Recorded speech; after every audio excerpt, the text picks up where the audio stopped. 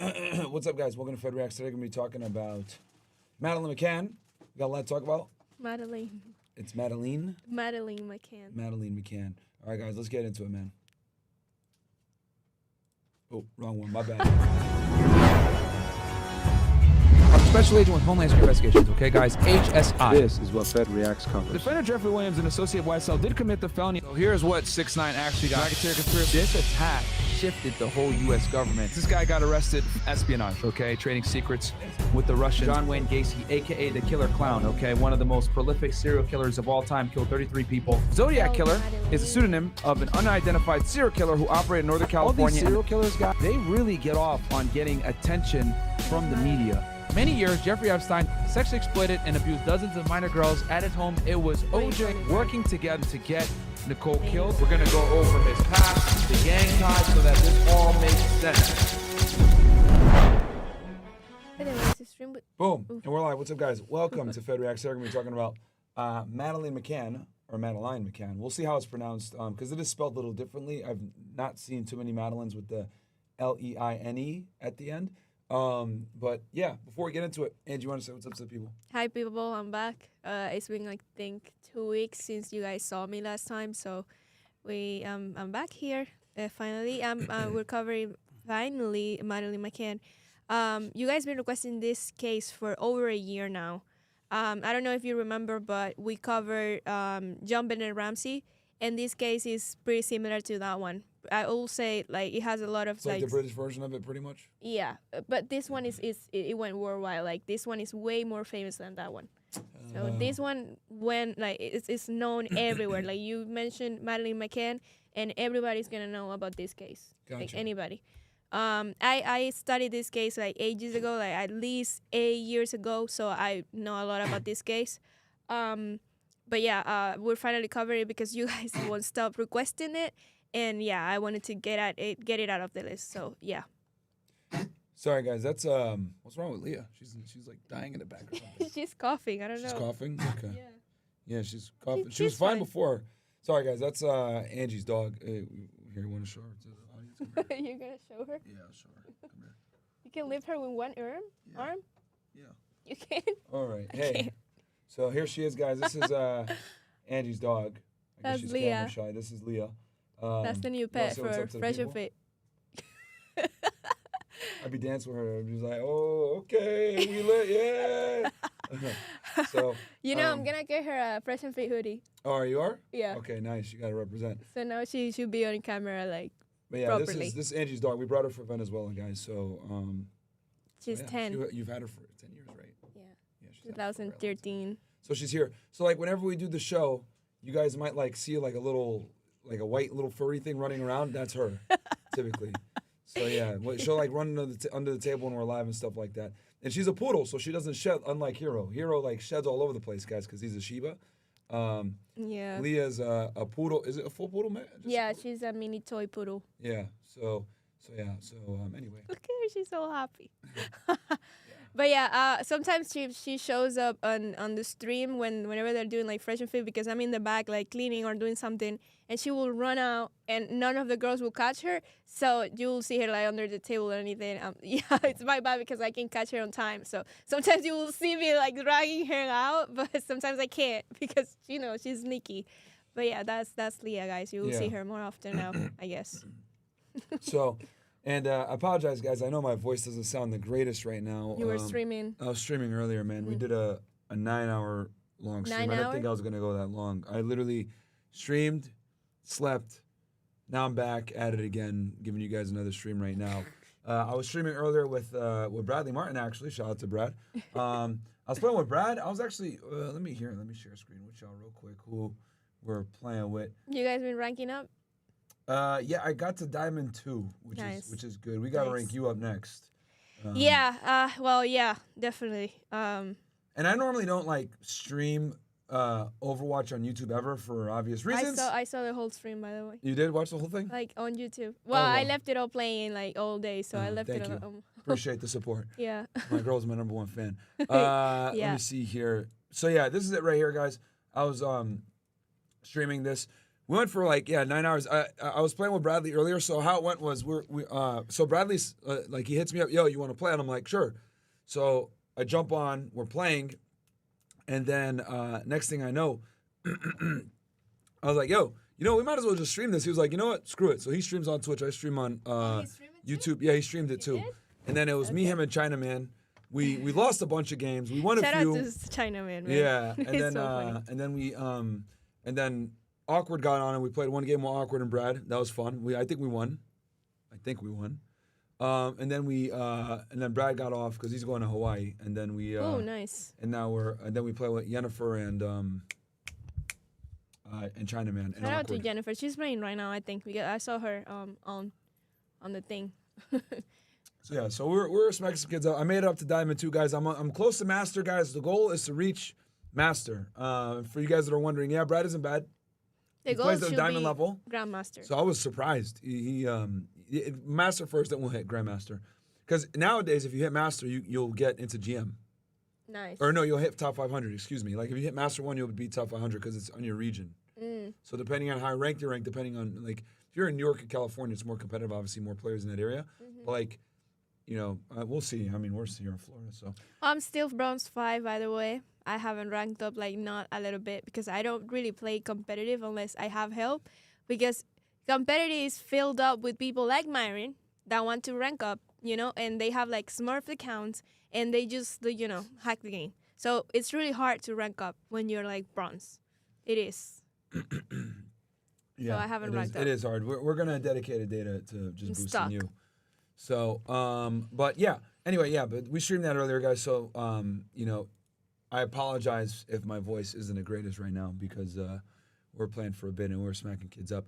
Let's see here. Let me read some of these chats, then we'll get right into it. Okay, Marker Jake says, Myron, in your opinion, what turns a regular case into a high-profile media frenzy? Murder, kidnap happen every day, but only few get the media attention of John Bonet, J.C. Dugard, Adam Walsh, Casey Anthony. That's a good question, bro. There's a multitude of factors that play into it. Also, keep in mind, guys, that these cases came a lot of the times like before social media was a thing. Social media now props up a lot of cases that probably would have been propped up 20 years ago before the advent of social media. So I would say what it takes to go viral 20, 30 years ago when mainstream media controlled the narrative, when you had places like only Fox News and CNN to get your news, no Twitter, no YouTube, no Rumble, none of these social media, Instagram, none of that. Now it's different. There's a different formula for it to go viral. So now you can go viral a lot easier. You don't have to meet certain prerequisites to go viral from before. I will say also that a lot of these cases that what they have in common is that the victim Rich little was... white girl? Yeah, that too. But also the victim was never, like, found, Yep. You never found Casey Anthony's daughter. You never found, John Bonet, you did, they found the corpse. But this Madeleine McCann case, she was never found. So that also draws a lot of attention and intrigue to the people because they don't know what happened. Nobody knows what happened. So it's a lot of more to add to the investigation, I would say. Yeah, I hate to say it, but the style of victim matters a lot, right? So there's an example, right? So if I tell you guys, do you know who Ted Bundy is? You guys are going to know who Ted Bundy is. But if I tell you guys who Samuel Little, you won't know who Samuel Little is. And the reason for that is because the victims. Ted Bundy didn't kill black escorts in Louisiana all over the United States. But Samuel Little did. But you guys don't, well, you guys watch Fed Reacts, so you guys know better. You guys know Samuel Little is the most prolific serial killer in United States history. He has the most kills, I think something like 90-something, right? Versus Ted Bundy only has like 33. But the reason why Ted Bundy is more known is because number one, he was smart. He was in law school. He had his first trial, right? He had the first publicly televised trial. But the reason why it's sensationalized even to get to that point, guys, is because of his victim class. Who's his victim class? His victim class was better off, right? Caucasian white women with dark hair. That's who his victim class was that were in college, in their 20s. So people like this are going to be missed, right? They have a family. People care about them. They're in school. They're trying to better themselves, etc. Higher socioeconomic status just by them going to college. You already know that they're of higher socioeconomic status. So that is why you know who Ted Bundy is, but you don't know who Samuel Little is. Samuel Little only killed minority hookers, pretty much. He killed a couple Caucasian ones, but most of them predominantly were black. But then what would you say about Jeffrey Dahmer? He only killed black gay guys. He killed a lot of whites as well. Actually, one of his I'll never forget. One of his victims was an underage Yeah, Asian boy. Asian guy. Yeah. Yeah. So that was his preference, but he killed a bunch of races, Jeffrey Dahmer. And I think for him, I think what made was it interesting mostly was black. he was gay. Yeah. That's also what made it unique. I mean, Jeffrey Dahmer isn't as famous as Ted Bundy. Well, that is true. Ted Bundy is way more famous. I would say the only reason a lot of people don't even know about Jeffrey Dahmer is because of that Netflix special. Before that Netflix special, 90% of people didn't know who Jeffrey Dahmer was unless you were a true crime nut or you know, Or you listen studied to this that stuff. song that they mentioned in him. What song? There was a song that he became famous. That after the show came out, everybody was like, "Oh, the song, whatever." Oh, okay. Yeah. But yeah, I think the Netflix special is what made Jeffrey Dahmer more famous. But I think the reason why Ted Bundy got so famous was because his victim class was a privileged class, and then also he was a unique individual. Like he was smart, he was well spoken, he went to law school He was and very stuff. charismatic. And then and that's what pushed it to do a public trial. But I think but that's old school. That's like if you guys like remember guys, this is when the mainstream media control everything, and it's very difficult for you guys. Like if you guys aren't maybe 25, 26, 27 years old or older, you might not remember a time where there wasn't social media being involved, right? There used to be a time, guys, where you just believe what the news told you. There was only Fox, there was only CNN, MSNBC, that's it. You know, people would be sitting, glued to their TV at 5 p.m. so they could get the news. Like, that's what it used to be, guys. There was no smartphones, there was no Twitter, there was none of this stuff. You couldn't look on the internet for the news. It was, everyone's glued to the Just TV at 5 p.m. newspapers. You know, and Just newspapers. newspapers, yeah. Newspapers were huge. Yep. My dad used to read the New York Post every single day. So But you guys had the big ones. yeah. So that's what it was. But no, good question, bro. Good question. But I would say now, the recipe to go viral, it's a lot easier than what it was before. For as far as like a case to be high profile, to answer your question. Marco Jake says, if you ever cover Elizabeth Smart, I have some interesting boots on the ground info, research pics and vids from locations out here and SLC relating to the case. I believe the viewers might enjoy. Okay. Have they asked for Elizabeth Smart? No. This is the first time I heard of it. Okay. Hello, Marion. I'm 27, criminal justice major. Nice. I need an internship to graduate. Where's the best place to look? How did you get yours? Hope to graduate by December, Arlington, Virginia. Bro, you could intern anywhere. You're right there and right by DC. Like, you got plenty of opportunities, man. I would say just go into any agency that you want to work for and ask them if they need help and just volunteer for free at first. Where is Arlington? Arlington, Virginia. Virginia. Okay. Yeah, that's not far from Washington D.C. That's a good place to be. Let's see here. We got here. Kobe Woe goes, yo, Myron, can you guys please bring Thor back even over Zoom? That episode was full of value. Yeah, we'll bring him back. Don't worry. Kobe says, Myron, can you get up again? Malik Tov says, hop on Sneaker Stream out to Federax. Fresh is there too. Update on the JFK video.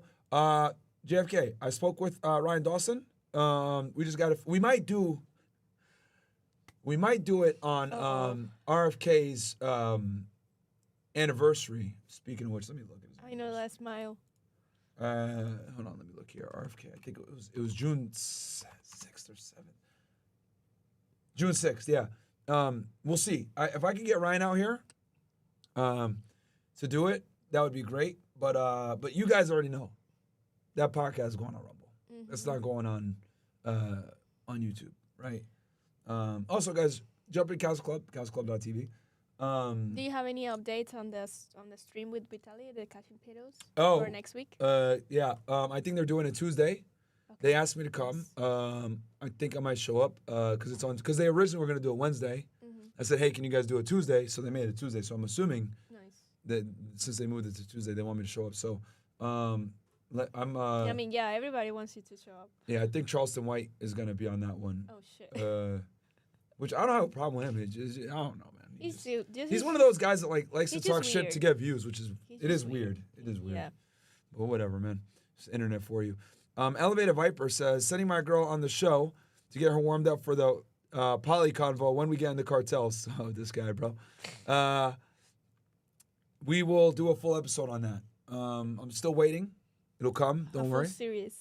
Carter Man 92 says, yo, Myron, PDF streams would definitely be lit, but if you want to keep it to the brand, you could maybe do a To Catch a Cheater type show where you interrogate on why they cheated and keep it Castle Club exclusive, of course. Yeah, guys, once we might do the Catch the Predator thing too, because I have an idea of how we can do it. I just need to get some like young people that look like decoys. But yeah, we might do it as well. I said I will find him some girls You will? that There you look go. like, decoys. So yeah, that comes from Elevator Viper, I think. No, not Elevator Viper. That comes from Carter Man 1992. So yeah, we'll probably do it as well. Like I said, guys, we got Castle Club coming up, so we're gonna definitely be giving you guys the content that we normally do, as well as adding in some special stuff.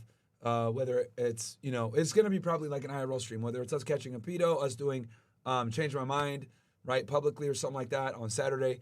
So yeah, man, it's gonna be Change my mind. it's gonna be when I do the debates. Yeah.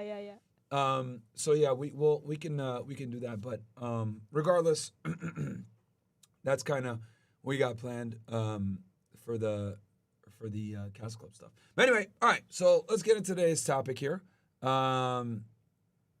Someone said to see how you do it. Yo, when you doing Leo Frank and Jonathan Pollard? Yeah, bro, you funny, man. You funny. I am gonna do them, but that's definitely not gonna be on YouTube. You guys already know. All right, Disappearance of Madeleine McCann. Okay, Madeleine McCann, born May 12, 2003. Holy, is a British citizen, British missing person who, at the age of 3, disappeared from her bed in a holiday apartment in Praia de los Lagos, Portugal, on the evening of May 3rd, 2007. The Daily Telegraph described the disappearance as most heavily reported missing person case in modern history. Madeleine's whereabouts remain unknown, although German prosecutors believe she is dead. Okay, so we'll go ahead, and we got a documentary here that Angie found. Here it is. We're gonna play this thing. Get hit with the copyright. Yeah, hopefully we don't. We're gonna play this thing at it's an hour and 25 minutes. We might not watch the whole thing, but we're gonna go in and watch this at 1.5 speed. Okay. This is the shortest I found. This is the shortest one you found? There are documentaries of 8 hours. 8 hours on this? Wow. And 4 hours too. Wow. There is one on Netflix. We obviously yeah, it's a major series. What's it called? Snake something? No. No. The Disappearance of Madeleine McCann. That's the name of it. Okay. I was watching it before coming here. To refresh my memory, because I did watch like a lot of documentaries and stuff on this investigation like ages ago. But yeah, poor Madeleine will have been 21 by now. Wow. Yeah. Holy. Guys, do me a favor. Like the video if you got on YouTube, guys. Support the channel, helps a lot with the algorithm.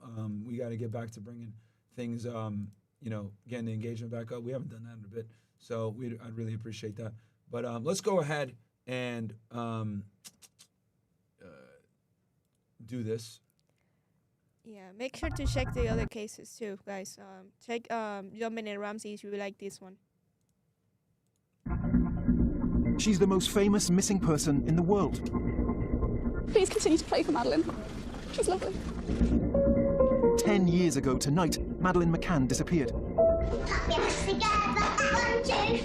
But we're still finding out more about the case. If you have Madeleine, let her come home to her mummy, daddy, brother and sister.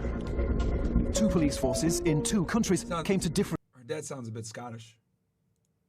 I think they're from conclusions Liverpool. about what Okay. They're from Liverpool. happened to her. Yeah. Did 2 doctors cover up the death of their own daughter whilst on holiday? Of course not. For the first time, Portuguese detectives tell us what they think. In your heart, do you think it will be solved? It doesn't depend on my heart. It depends very much on our minds. And we find the men the British police have questioned about that night. What did they ask you about the burglary, Mr. Ribeiro? No, please. What do you remember about it? I remember everything. 10 years on, what happened in this holiday village? What happened? You guys can't hear it? Give me ones in the chat if you guys can't hear it. You guys should be able to hear it though. Yeah, there are some I can hear and there are some I can't. Okay, they're saying audio is good. All right, let me turn it up then for you guys a little bit. Does it have subtitles? No, it doesn't, unfortunately. Damn it. It does not.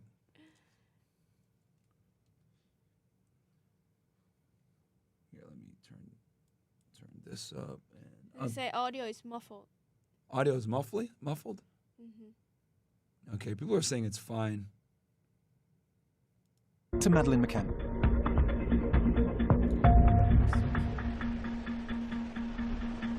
I'll turn it up a little bit, though. I know what to do. The search for Madeleine McCann has moved. I turned it up a bit, guys. Give me ones if the if the audio is good now. I'm fixing it, so you guys should be able to hear it good now. And refresh your page as well on Rumble, I think, if you're having issues. Moved a long way from where she disappeared. It's now run from Lisbon by Portugal's most senior detectives.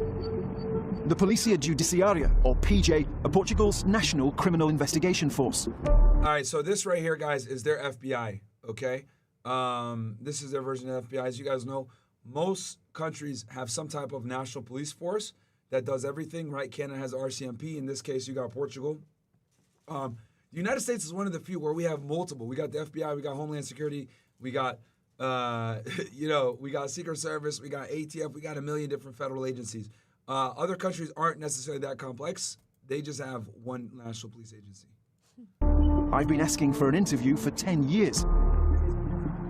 Now they've finally said yes. I've never been able to talk to somebody from the PJ. Why did you think it was important to talk? All right, I'll put it at 1.25 for you guys. Some of you guys are saying it's too fast. I got y'all. Now, Madeleine McCann is a very unique case in Portugal. We've never had a case like Madeleine McCann before, and since then, never one after. So we really want to know what happened. First, because it's still a missing child case. Second, because we want to know in case in the future we face another case like this.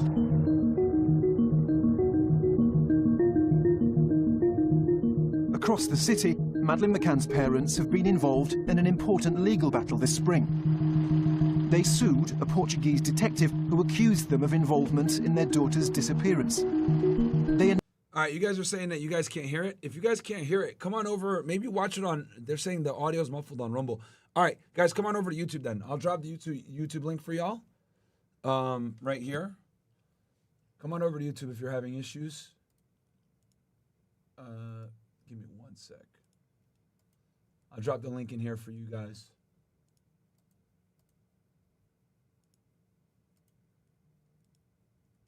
If you guys are saying that.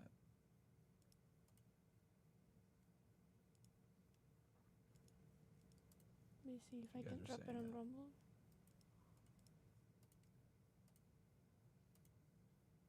I'm putting it in Rumble for them right now. Okay. Boom, there it is, guys. Unless you guys are trolling. They're saying there's trolling. Initially won, but there was an appeal. And the Supreme Court, citing freedom of speech, found against them. But it was worse for Madeleine's parents. The judges pointed out that the McCanns hadn't been found innocent. Rather, the case had been shelved because the police hadn't been able to gather sufficient evidence to the contrary.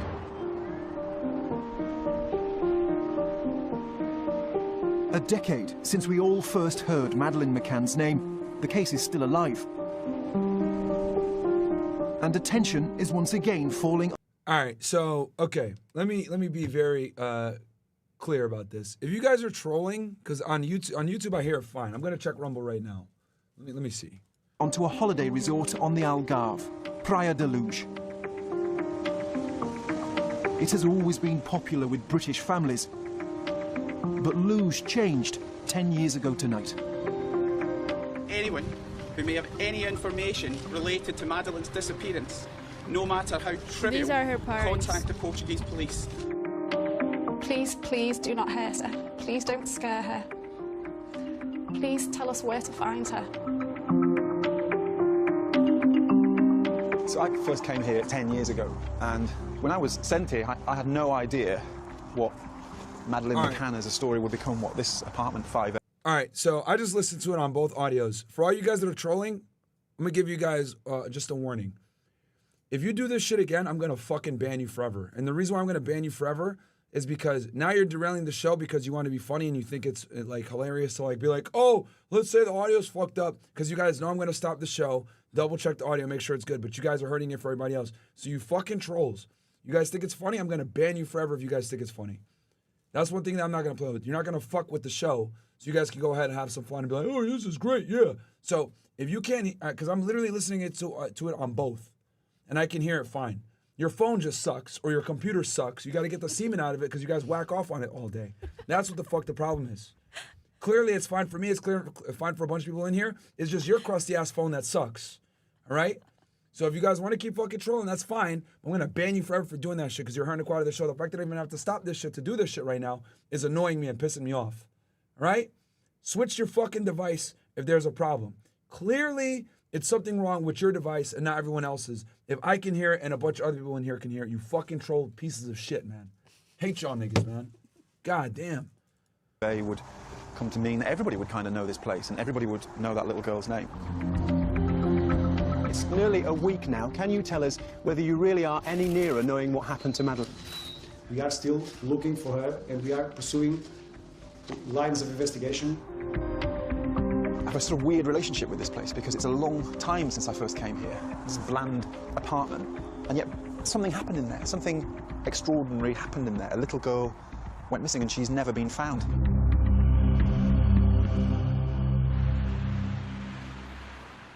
Luge has also lived with the story for all these years. As we film, people are quick to let us know how they feel. Are you starting the circus already? We're doing a documentary. What's wrong with that? Because Luge should be left alone. They can again. Why? The waste is taxpayers' money, not Grumble. What? Taxpayers' money. They're fed up of it. Give it to the bloody National Health. And also keep in mind, these guys have like thick accents, guys. So you gotta listen, you know what I'm saying? Yeah, I don't even understand anything. Here, I'll put it back to regular speed. No, you shouldn't leave it like that because You go away. it's okay. It could go on forever. And for the people here, they don't want that. It's just a big reminder of something really bad that happened right on the doorstep.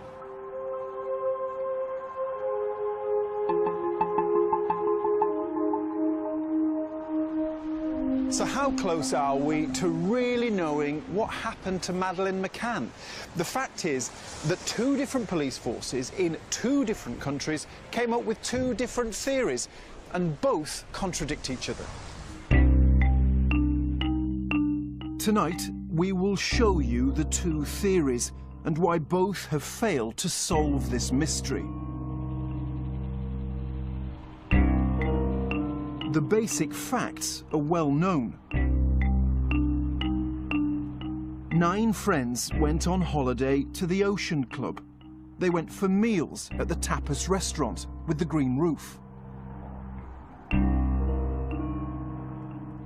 Their 8 children, including 3-year-old Madeleine, had been left sleeping in this apartment block 70 meters away. This is a very expensive high-end place. Mm-hmm. You know, wonder what, can you look up how much this costs, Angie, to go to one of this place? The friends say they took it in turns to check on the children. At 10 o'clock, it was Kate McCann's turn. She left the restaurant area and went up this road to her corner apartment, number 5A, where Madeleine and younger twins Sean and Amelie were asleep. She went in through the unlocked patio door and went to the children's bedroom. She then opened the door, looked in, and in the darkness didn't immediately realise that Madeleine wasn't there. She realised the curtains were flapping in the window to the street, and it was open, which is not how they left it. They'd left the shutters down and the window closed. So it was just this sense of sheer panic and rising fear and terror. She very, very quickly ran around the apartment, checking the wardrobes and other rooms to just make doubly sure. But it was obvious that Madeleine wasn't there, and that's when she hurtled out through the patio doors, shouting that somebody's taken her. Kate McCann told the police that when she came back to the apartment and first realised her daughter had gone, this window at the back of the... Yeah, if you guys can't hear it, I'm telling y'all, it's something wrong with your phone. Your iOS might not be updated, your phone sucks, you got jizz on your speakers or whatever from you whacking it on there. Like, something is wrong with your phone. If you put this on, if you put it on a PC or a tablet or something like that, you'll be able to hear it. You'll be able to hear it. I literally hear it on my phone right now. 10 years ago tonight. Anyone who may have any That's Rumble. information related to Madeleine's disappearance. Fine. If I open it up on YouTube, right? If I play it on YouTube. This has always been popular with Fine. British families. And this is the new iPhone. This is the one that came out, not even new. It came out like almost a year ago now. So, you know, it works, guys. I don't know what it is with some of y'all, man. The flat was open. There weren't bars here 10 years ago. This is where the family thought she was taken. Much of what we're about to tell you has never been broadcast before. The Portuguese case against the McCanns started right here. Detectives didn't believe Madeleine had been abducted through a window. They said these shutters could only open from the inside, and there was no forensic evidence that anyone had climbed through the window. The only fingerprint traces were Kate McCann's. We couldn't show it at the time, but this is what Gonçalo Amaral, the original lead investigator, told me about the case. Podia dar-lhe aqui todos os indícios. Falava-lhe, por exemplo, que não há vestígios de arrombamento daquele apartamento, que aquela janela que a senhora Kate McCann diz estava aberta para a polícia é uma simulação, que não há, em termos de rapto, de possibilidade de rapto, é materialmente impossível. Oh, that's huge. That's huge, and this is coming from the lead investigator. O rapto. Detectives also had doubts about the group's account of the night. The police didn't believe the McCann's timeline. There were inconsistencies, they say, in the way the group at the restaurant described the events of that night, like the times they went up and down this street to check on the children. The police didn't pull their punches. This is what the PJ's official report said. The statements of the whole group are inconsistent, to which it can be concluded they are all lying. So, obviously, guys, you know, one of the techniques that police always do, I mean, this is with any criminal case, you're going to always interview everybody, right? And you're going to interview them all separately and get a story, right? Like when I would show up on a scene, I'd do an interview, my partners would do an interview, and what we would do is, let's say I had like 3 or 4 agents with me, we'd all do our first round of interviews, then we'd convene, all right, what'd you hear? What'd you hear? What'd you hear? And then that's when we start lining up discrepancies. Or they're like, hey, XYC said this, he said that, oh, it all lines up, perfect. Now we know what the truth is typically, because if everyone is saying the same thing, there's a high likelihood that that's true, right? Especially if you have other evidence that corroborates it. But whenever you deal with this, where everyone has a different story, that's when, you know, the red flags go up. The place is closed. It's closed. They don't. I mean, go ahead. It's somebody bought it, but it's not open for tourists anymore. It's not open. What is it like? Is it private property now? Yeah. What's it being used for now? Just a house? I don't know. They don't say. Somebody like a rich person bought it, and they don't want anybody like using it as like a holiday place anymore. Okay. Apparently. All right.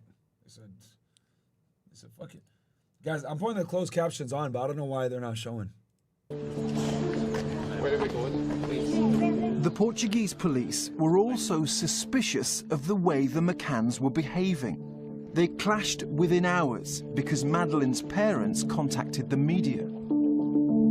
A 3-year-old British girl has gone missing in Portugal. It's thought that she may have been abducted. The shutters have been broken open and they've gone into the room and taken Madeleine. Madeleine McCann from Leicestershire was on holiday with her family. And remember, the detective said that it's impossible to like get in there. So that's something different, right? So the family's saying one thing, but you guys have heard from the lead investigator that it's materially impossible, in his own words, for this to be an abduction. In the Algarve. Well, the Portuguese police advice was, quotes, no media, no media. That might be the Portuguese way, but it certainly isn't the British way or the Western European way. Why would the McCanns feel that they know more than a police force? Richard, by midnight, 1 a.m., the British media were being alerted, and the British media were beginning to make relevant inquiry. Now, there's nothing wrong. I would do the same if I felt my child was missing and the police officer in front of me was not really wanting to move heaven and earth to get them back. Do they regret it? No, they don't regret doing anything that they felt increased the chances of somebody seeing Madeleine. Jay Fisks asks, Big Bro Myron, would it be possible for you guys to talk about the circumstances of Rumble causing the shift to Couch Club? Okay, guys, this is very important, and this is not you guys' fault. You guys don't know this, all right? Guys, Rumble and Castle Club are the same thing, all right? They're the same thing. You guys didn't know that, and that's on us. We should have told you guys this, right? Because I guess it wasn't public. But Rumble and Castle Club / locals, because Castle Club is simply just the name of our locals. But locals, guys, and Rumble are the same. They're the same. They're one company now, pretty much. Okay? And I don't think people knew that before. So that's why people were like, this is a money grab. You guys are telling people to go over to Castle Club, blah, blah. It's Rumble, guys. It's all Rumble. Okay? That's just a part of the bigger schematic here, where I'm going to go ahead and talk to you guys about why we're doing what we're doing and the paywall and everything else like that. We might do a video on this tomorrow or Wednesday, but I'm going to just put everything out there for y'all. I'm going to be very transparent, right? You know, and let you guys kind of know what's going on. But that's what it is. I don't think you guys knew that, and that's kind of on us. We should have told you guys that they're actually the same thing. But I'll go ahead and give you guys a full explanation and background as to why we're doing what we're doing. I talked about it a little bit on Twitter yesterday, on Twitter Spaces, but obviously I got to make sure I clear certain things, what I can and can't talk about, etc. But I'm going to try to be as transparent as possible with you guys and show you guys everything. Contrary to what people want me to do, but I think it's important to be transparent and let you guys know why we're doing it and why it's why we pretty much got to do it. So that's kind of what it is. But we'll get back to the video. Somebody spotting her that could give that lead. I've got a short statement to make. Words cannot describe the anguish and despair that we are feeling as the parents of our beautiful daughter, Madeleine. Never forget, at the centre of this is a child who is missing, and they were trying to do all that was humanly possible for their daughter.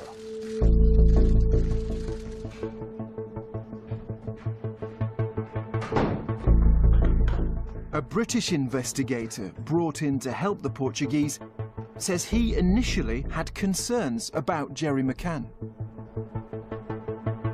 When I met Gerry, I was struck by how cold and clinical he appeared to be.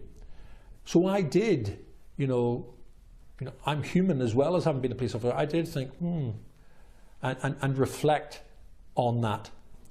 But I want to say very clearly that as time has gone on, I became absolutely convinced it wasn't the parents.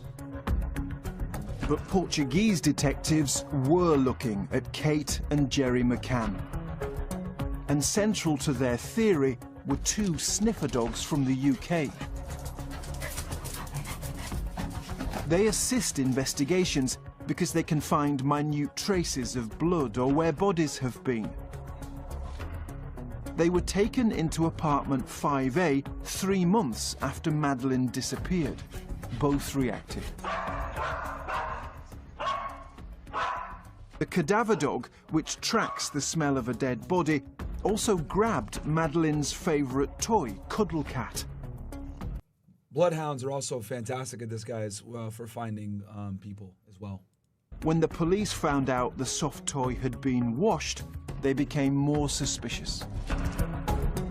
Kate washed it because simply it had become dirty, quite filthy and grubby. She'd been holding on to it in front of the world's media for something like 70 days. If it was that important a piece of evidence, why did the Portuguese police allow her to keep it for 70 days before she even washed it? Can you see why the police might view it as suspicious, though, particularly given that the dogs reacted to it? If you see the video, Richard, the dog pulls it out at one point and then walks past it twice without even going back to it. But Cuddle Cat remained part of the Portuguese theory. The sniffer dogs were also taken to check 10 vehicles. They only barked when they came to the McCann's hire car. Oh, shit. The dogs jumped into the boot. Their reaction was widely reported and was seen as damning evidence in Portugal. How can you explain the coincidence of the scent of the cadaver felt by British and not Portuguese dogs? Sandra, maybe you should be asking the judiciary because they've examined all this. But don't you? So you don't have any explanation for that? Ask the dogs, Sandra. Ask the dogs. No, Jerry. Now I think that I feel free to ask you. Do you remember talking to Kate and Jerry McCann about the sniffer dogs? Do you remember that exchange? Jay Fish says, thanks for the info, W. FedEx. I appreciate it, man. I remember as if it was today. He answered me, ask the dogs. And what did you think about I replied, I'm asking you, Jerry, I think it was something like that. What did you make of Jerry McCann's reaction? I thought he's being arrogant. He's not understanding my point. I'm not offending him. I just want him to give me his opinion. Don't you feel free to answer me? I can tell you that we've obviously looked at evidence about cadaver dogs and they're incredibly unreliable. Unreliable. Also, guys, they got really strong, you know, accents. Like he just said just now, we looked into cadaver dogs and they're incredibly unreliable. But, you know, if English isn't your first language, it might be a little hard to hear that. Yep. Cadaver dogs, yes. He has a very strong, like, more Scottish type accent. He's That's Scottish. what the evidence shows. Oh, he is Scottish? He's You Scottish. confirmed it? She's from Liverpool. Okay. They're tested scientifically. He just tried to fight. It was a kind of a fight, not a kind of an interview. It got worse for the McCanns. Traces of blood were discovered in the apartment. Oh, boy. The police found tiny samples of DNA in the car and in this apartment, and early tests suggested that that DNA could be Madeleine McCann's. That's weird. Why would it be could? It should be 100% confirmed. This is 2003. DNA testing is like, you know, pretty much, you know, at this point, almost a solid thing. So that's a little weird when they said The can. thing is that the crime scene was contaminated. There was other blood there. The Portuguese had settled on their theory even before they knew the final DNA results. Madeleine had died in apartment 5A and her parents had covered it up.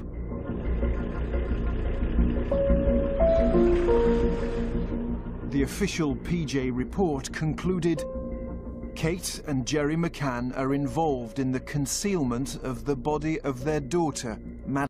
Oh, boy. Here we go. And here's the thing, too. Like, the government has no reason to, like, be on their side, guys, right? Like, anytime you got a crime like this happens in your country and you got foreigners, etc., like, there's no incentive to cover for them or anything like that. So you're going to get a fairly independent investigation, right? For all the people that might be like, you know, tinfoil hatters and like the police are in it and blah, blah, blah. You got foreign nationals from the United Kingdom in your country. Obviously, this is a high-profile case. If anything, when a case becomes high-profile like that, everything is done even better and tighter because they know that they're going to face public scrutiny for not solving the case. So what ends up happening a lot of times is the media press and the media coverage keeps the integrity of the case even higher because they know, okay, everyone's looking at this case. We got to make sure the evidence is on point, etc. And you guys are probably wondering, well, Myra, why is that? Well, I'll tell you guys why. You guys remember a dude named Orenthal James Simpson? That guy? Remember him? Yeah. that guy changed the way that police gather evidence forever, okay?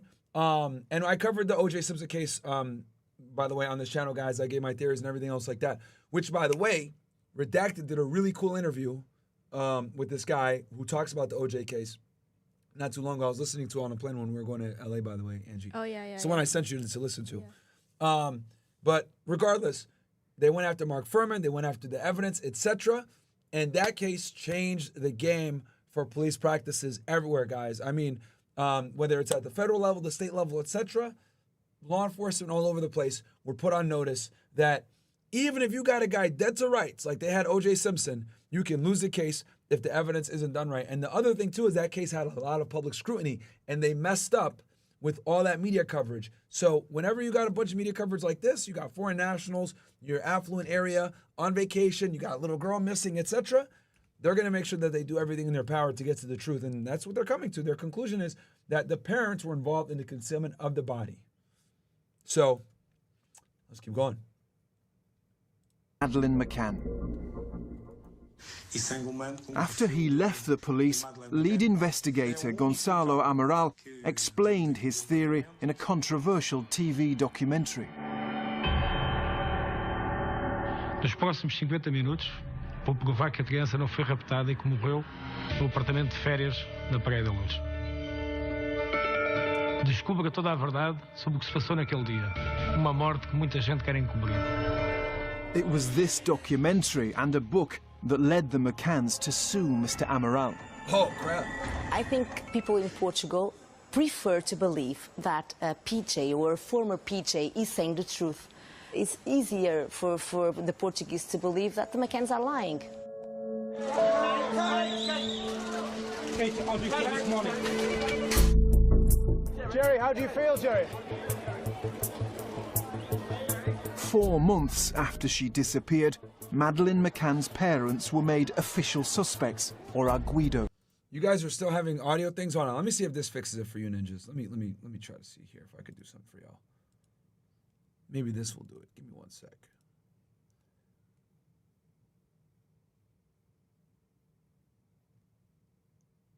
Let me know if this fixes it for you guys.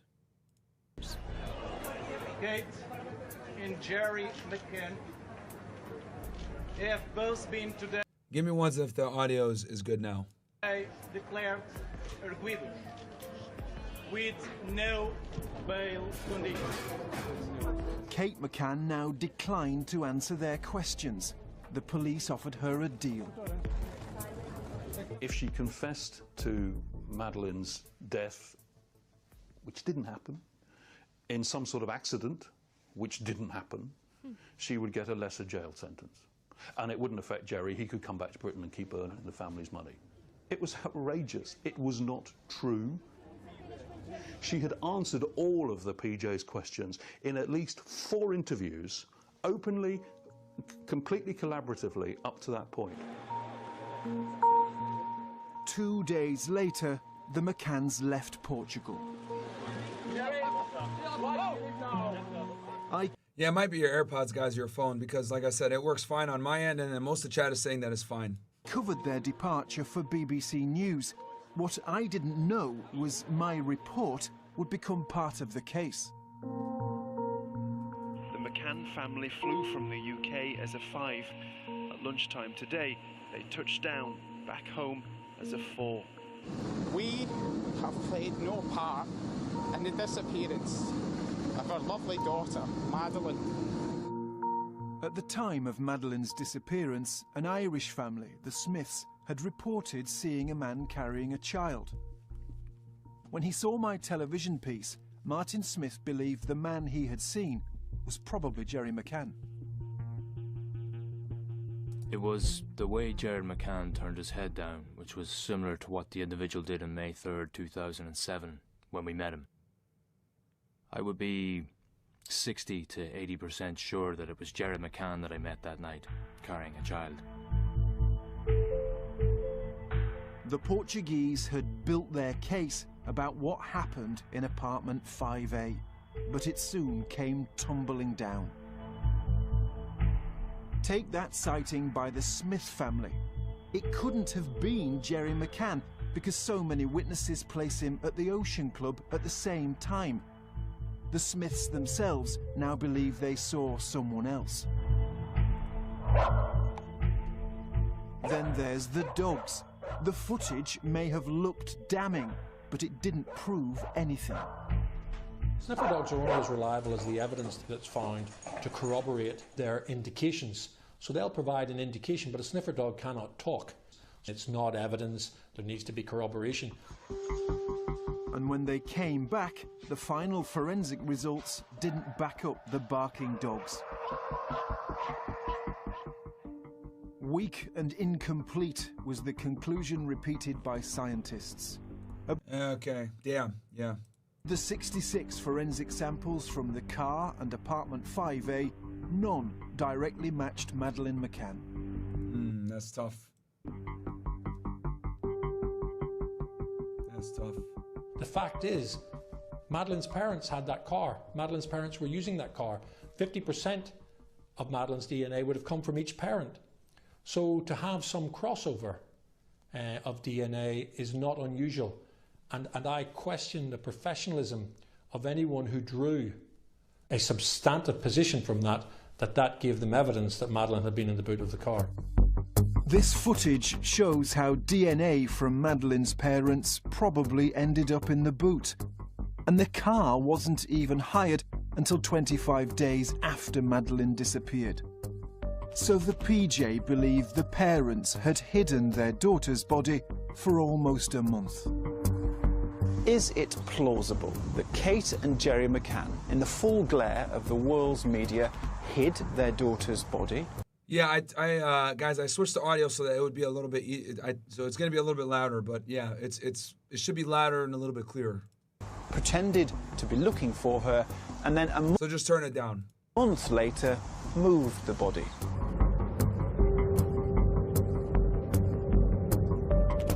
There were cameras with the McCanns on the very day the police suspected they moved their daughter's body. As these personal pictures show, the McCanns went to Spain to put posters up. Sí. Would you put it in the window? Sí. Ponlo aquí. Would they really have agreed to be filmed if they were secretly trying to dispose of their daughter's body? How ridiculous does it sound? It is categorically not true. Something happened in that flat, yes, that removed Madeleine from it. Did she die? Did two doctors cover up the death of their own daughter whilst on holiday? Of course not. And it's ridiculous to suggest it. The evidence does not stack up. Are you hurting the McCanns with your book? The theory was falling apart. Gonzalo Amaral was removed from the case. He blamed political interference from London.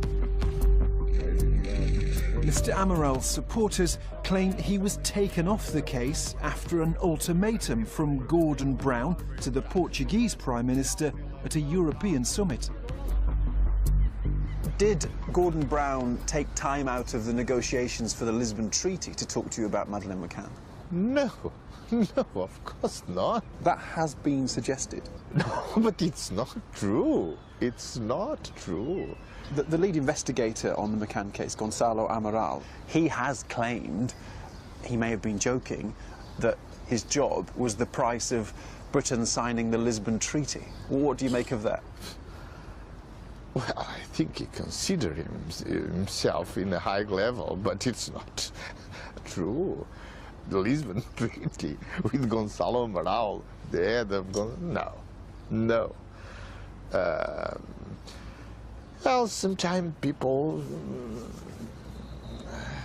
like to make some characters of a drama that they never lived.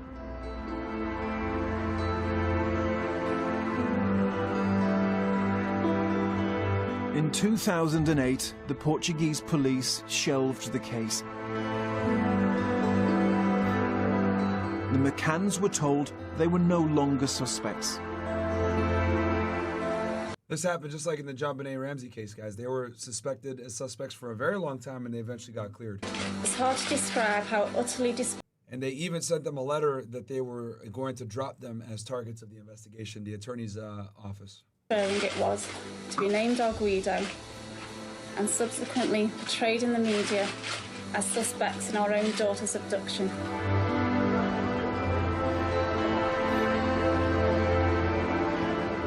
For 10 years, the PJ never spoke publicly about their handling of the case. That's now changed. Do you think it was right to make Kate and Jerry McCann our Guidos back then?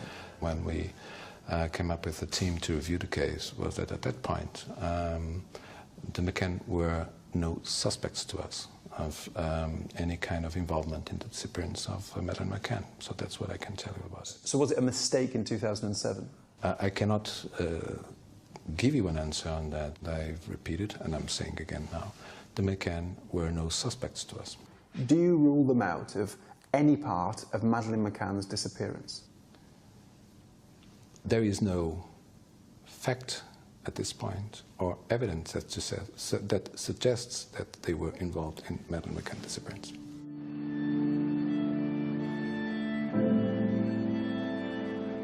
The McCanns had set up a charity, the Find Madeleine Fund, with the police. Wow, 1.something million pounds? Police no longer looking for her. The family now used some of the money to pay for private detectives, even though it's illegal for private detectives to work on active criminal cases in Portugal. Oh, shit. That's interesting. Angie, can you look it up? 1.5 million pounds in US dollars back in 2000. That was 2007? Yeah, 2007, 8-ish. Well, by definition, private detectives detect privately, and as a result, they would use whatever methods were legal and at their disposal. But you can't have a private investigator in Portugal, can you? That's not legal from the off. Technically, it's not legal. Yes, this is another problem that you couldn't do that there. However, they did. However, they employed Spanish-based agencies who had a cultural and language understanding and connection, and whom the PJ were happy to not turn a blind eye, but to work with as long as they didn't step on their toes. Private detectives were the only ones now looking for clues. An agency put people undercover in the Ocean Club, used covert surveillance and lie detectors. One target was Robert Murat. He lived close to apartment 5A, and in the days after Madeleine disappeared, had helped the police with translation. Like the McCanns, he was later made an official suspect and then cleared. What was it like to live through those times where people are scratching around for information and casting aspersions about you?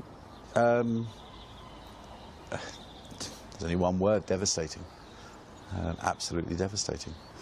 I was very lucky because I have a very, very, very strong family. I have a very strong group of friends, and they supported me and helped me through it. If it had been somebody else that didn't have the support I had, I'm not sure they'd be here right now. The right place for the most up-to-date information. As we can see here, this is the police base. He believes another team of private detectives followed his mother.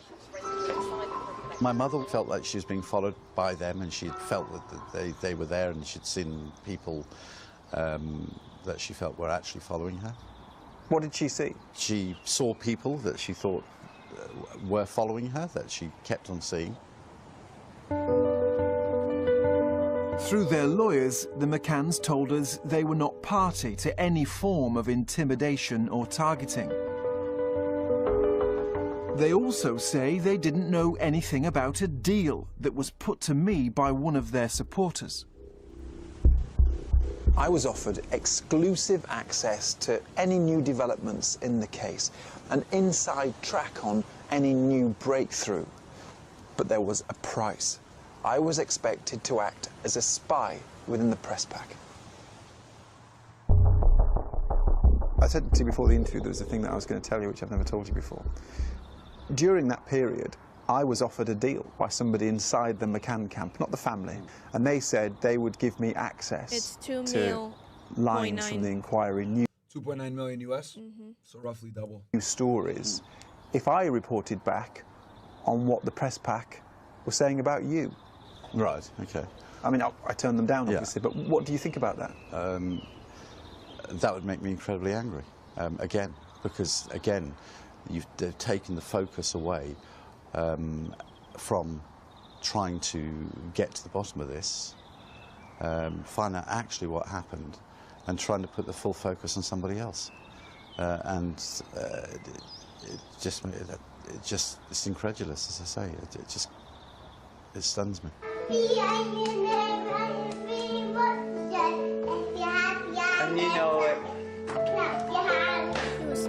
The effort to find Madeleine McCann was about to shift to the UK.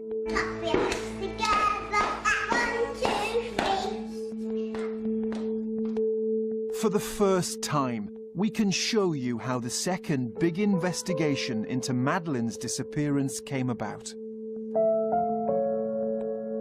How a national newspaper forced the government to fund an unprecedented Scotland Yard operation. Yeah, and Scotland Yard, guys, I've actually worked with them before. This is like the UK's version of Special Investigation. Scotland Yard. Scotland Yard, officially New Scotland Yard, is the headquarters of the Metropolitan Police, the territorial police force responsible for policing Greater London's 32 boroughs.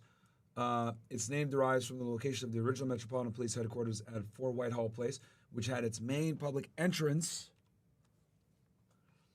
on the Westminster Street called Great Scotland Yard. The Scotland Yard entrance became the public entrance, and over time the Scotland Yard came to be used not only as the common name of the headquarters building, but as a metonym for the Metropolitan Police Department itself and police officers, especially detectives who serve in it. The New York Times wrote in 1964, just as Wall Street gave its name to New York's financial district, Scotland Yard became the name for the police activity in London.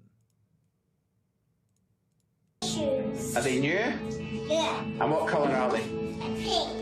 Lovely. In June 2010, an internal Home Office report had recommended a UK police review of the Madeleine McCann case, but it was ignored for months. Well, because technically they don't have jurisdiction. This crime occurred on foreign soil, right? So it gets a little touchy, right? I mean, obviously she's a British citizen, so that gives them a little bit of leeway. But I'm not familiar with the laws in the UK. In the United States, we obviously you do have jurisdiction when there's United States citizens in there, but I don't know if the UK works the same way. Gamble wrote the report. I met with the Home Secretary in the lead-up, the end of the summer of 2010. Theresa May, the new Home Secretary. It was made clear to me by her and her private secretary at the time that she hadn't had time to review the McCann report. So at that stage, I don't believe it had even been read. Madeleine's family were told by a national newspaper that it would put pressure on the government. In May 2011, The Sun serialised a book written by Kate McCann. The deal raised £500,000 for the Find Madeleine Fund. The Sun were able to offer a very wide package of how they would handle it, and part of that was putting an appeal on the front page for Mr. Cameron, as he was then Prime Minister, to do something about having the Portuguese material properly reviewed and assessed by Scotland Yard. This would be a running request that would continue to appear in the paper should a review not take place. 3 sources close to the government decision have told us that this front page and the threat of more to follow changed everything. The Sun got what the McCanns wanted. The government changed its position. A police review was started. My opinion is that that report lay gathering dust up to and until there was another letter published in a newspaper on the front page, and that resulted in the government responding in public and instantly commissioning something that we'd asked for much, much earlier. That's not what Theresa May told the Leveson inquiry into the press. I swear by Almighty God that the evidence I shall give shall be the truth, the whole truth, and nothing but the truth. She said the government had been considering a review before the Sun got involved. I mean, do you feel that any pressure was put on you behind the scenes to order this review or not?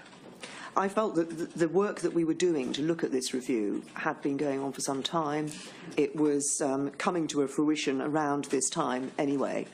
And obviously the issue was a matter of public concern.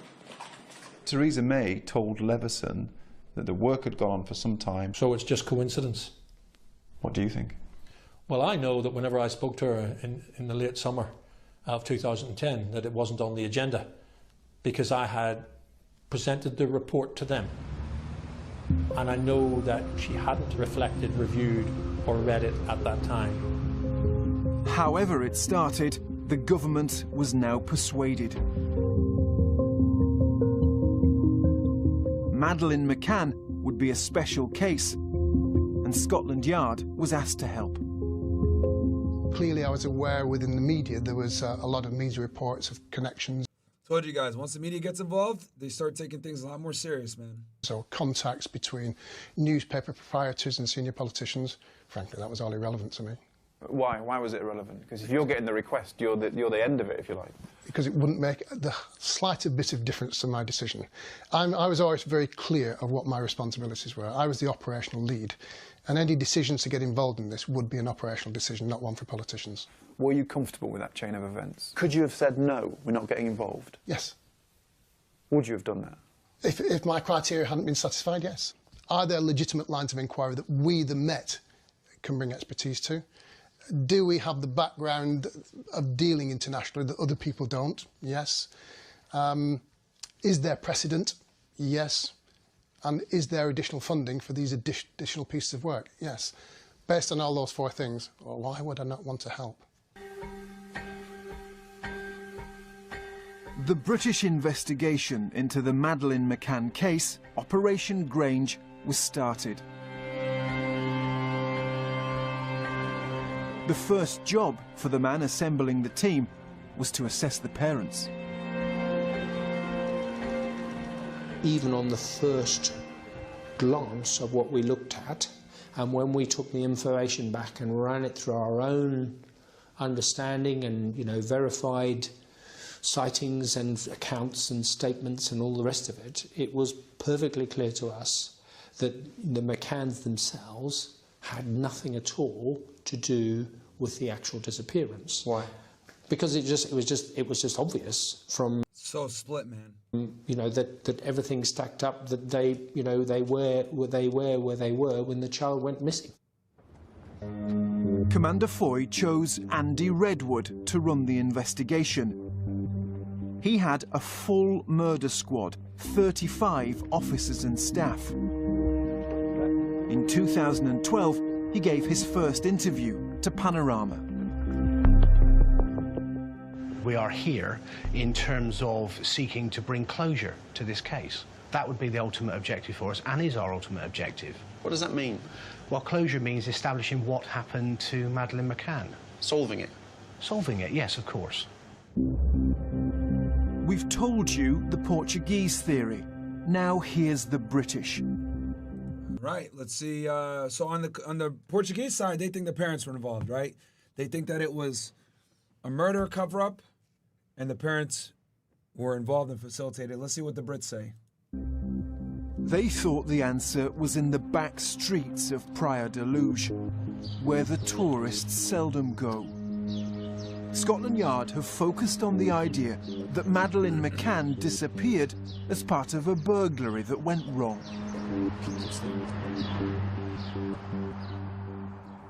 It might have a safe, upmarket image, but Praia de Luz has suffered from low-level crime. There'd been a spate of burglaries before the McCanns arrived here in 2007. A mini crime wave that it said tour operators and hoteliers tried to keep quiet because it would be bad for business. I was told that there was such concern and alarm amongst hoteliers, villa owners and companies in the area that they had had a meeting with the relevant authorities to discuss what could be done.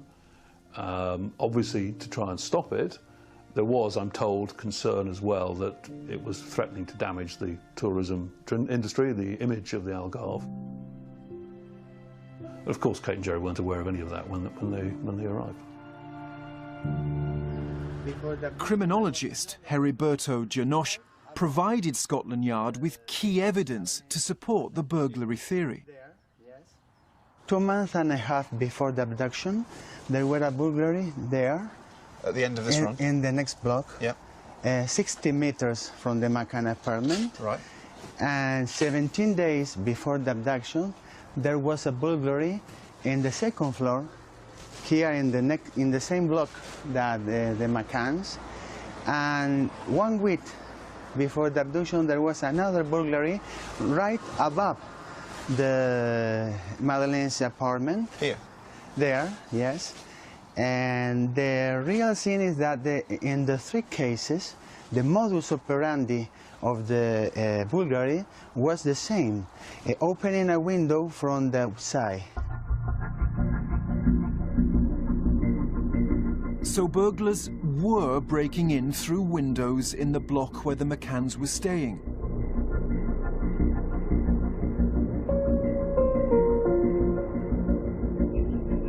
Remember, the Portuguese police said that couldn't have happened to the McCanns because the shutters didn't open from the outside. But they were wrong. Mr. Janosch has demonstrated that they do. They lift the shutters, move the windows pane, the right hand inside, grab the cord and lift the shutter in a normal way, without noise and without damage to the window. Scotland Yard's burglary theory focused on individuals who lived nearby. This is what they thought. 3 local men were potentially involved in a burglary here in Luge on the night that Madeleine McCann disappeared. And we know their names. They are Jose da Silva, Ricardo Rodriguez, and Paulo Ribeiro. Interesting, interesting. Scotland Yard were particularly interested in their phone records on the night Madeleine McCann disappeared. They show a text and a phone call from Carlos da Silva to Ricardo Rodriguez. They were around the times parents left the tapas bar to check on their children. Then, at 21:51, a few minutes before Madeleine is reported missing, there's a 58-second phone call between the two. In my opinion, it was the right time when Madeleine was abducted. You think that's when she was abducted? Yes, I think Madeleine was abducted at 21:50, more or less. British police thought that text and those calls were significant. But many Portuguese detectives thought Scotland Yard were clutching at straws. Listen, they lived in the area. If we lived in the area and called each other that day, that would not make us suspicious. Those 3 individuals talked to each other because they were friends. They knew each other.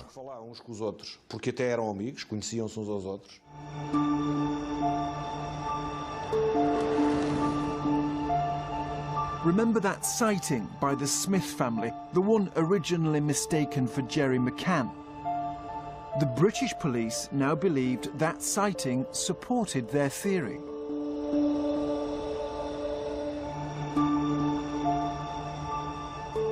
Mr. Smith and his family were coming home from a night out in Luge Centre when, at this point, this spot here, they saw a man carrying a child on his shoulder.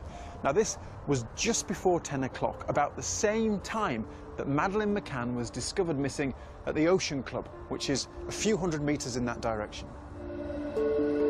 The British police thought that could be a burglar carrying away Madeleine McCann. They issued these EFIs. But that's so strange, though. Like, why take the risk of kidnapping a kid when you're just trying... If you're a burglar, your goal is to make money. Your goal is to steal items that you can sell or use. Why bring on the added liability of stealing a kid, you know? All right, no comment for you today, thank you. Why don't you speak to the Portuguese? Sorry, could you just give us... Sorry, I'm not able to talk to you this morning. No, thank you very the much. Portuguese police? DCI Andy Redwood brought his team to Portugal to investigate the burglary theory.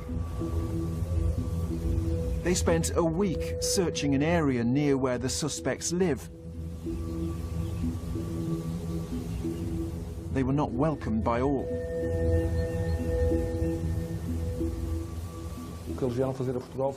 What they came to do in Portugal was a show-off, a joke. You can't look 7 years later for the corpse of a little girl in a sewage pipe through which all of Algarve's rainwater had flowed. That's because either the sewage pipe would have blown or transported everything to the sea. You don't look for the corpse of a child 7 years later in a field full of herbs and vegetation, as if she had just entered that field. Das ervas, se ela tivesse ali enterrada. But Scotland Yard pressed ahead and in 2014 issued a formal request to question the three men. They were brought in and made official suspects. I want to hear their side.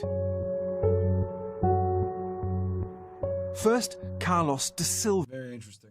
He worked as a driver at the Ocean Club. He's at the heart of this burglary theory and was questioned by the Portuguese police on behalf of the British.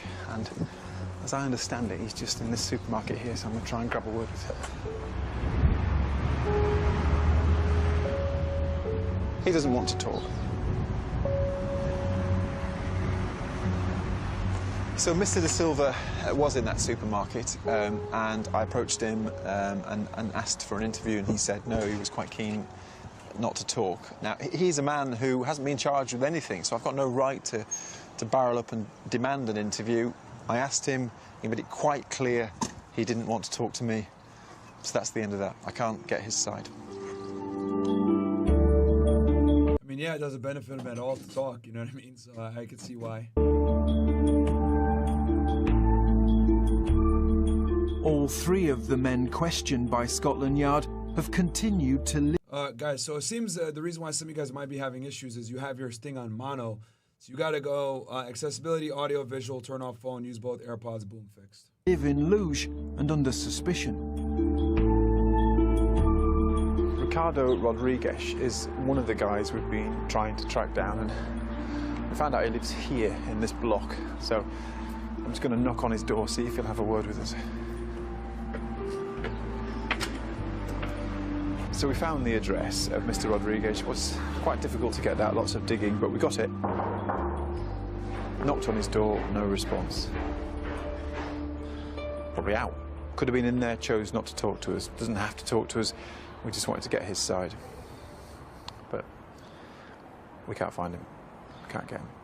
Mas pronto, e a sua vida continua normal? Ou... Continua normal. Então, há algumas pessoas que dizem que foi...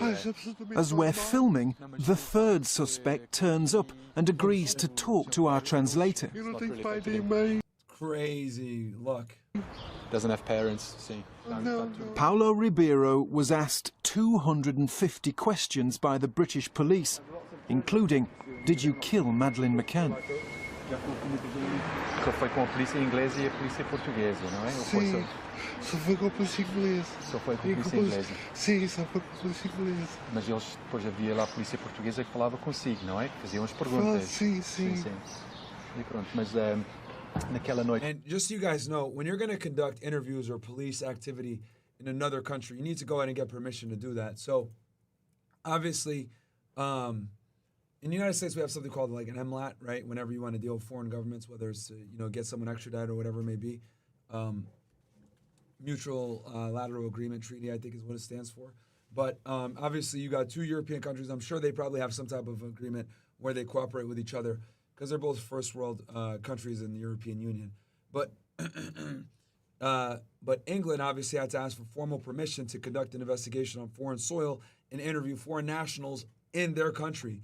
So that's why you had the Portuguese police there facilitating the British police being able to conduct an investigation and doing these interviews.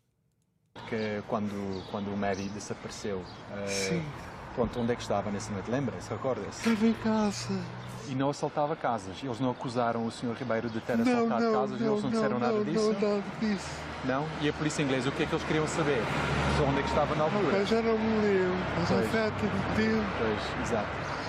What did you think when they asked you about whether you were involved in Madeleine McCann's disappearance? O que é que achou na altura quando a polícia perguntou se estava envolvido com o desaparecimento da miúda? Achei um espanto porque eu não sabia de nada quando a polícia me apareceu à porta com um papel, com um desenho a dizer que era parecido comigo, que alguém tinha feito uma acusação à minha pessoa, que eu era parecido com a pessoa que tinha raptado a Mary. E eu não sei quem foi essa pessoa, e só os olhos é que não eram muito iguais do desenho, de resto estava tudo parecido. They came there with an e-fit. Police came to his house with an e-fit and said somebody had said that he looks very similar to the person that was seen walking with a child. So that was the occasion. But he was amazed by that. Paulo Ribeiro and the other two men told British police they had nothing to do with Madeleine McCann's disappearance. And the Portuguese police clearly believed them. What do you think of that, having seen all of the evidence? I cannot say what I think. I can only say that we questioned those people on request of the Metropolitan Police, and only based on the request of the Metropolitan Police. As I understand it, the PJ didn't ever think that was a viable theory. We never questioned those people. We never questioned those people. We never saw or look at those people as suspects of the crime.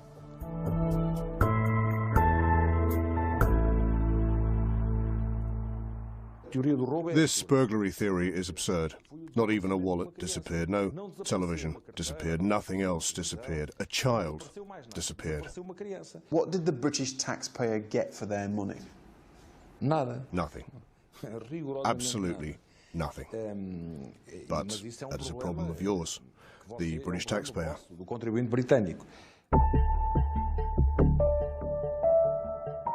It's cost more than £11 million so far. Last week, Scotland Yard made an announcement. They say there's no evidence to implicate the three men who had been suspects for almost 3 years, and the case against them is now closed.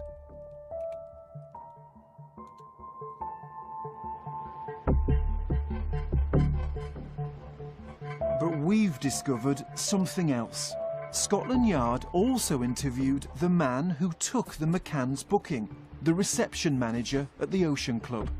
He was first Okay, all right. interviewed by the Portuguese back in 2007. So this is the witness statement of Vitor Santos. He took the bookings. In fact, he took the booking for the McCann family. And he says that he saw the scene of the flat of 5A, and to him, it didn't look like there'd been a break-in.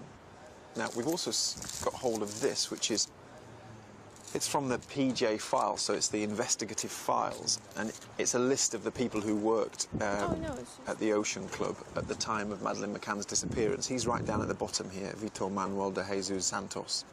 When you look at the list, there's a cross by all of these names, as if they've been ruled out. Okay. Angie's been doing some research real quick for you guys. Go ahead, Angie. No, it's just that I just wanted you to show the apartment where she disappeared. Uh-huh.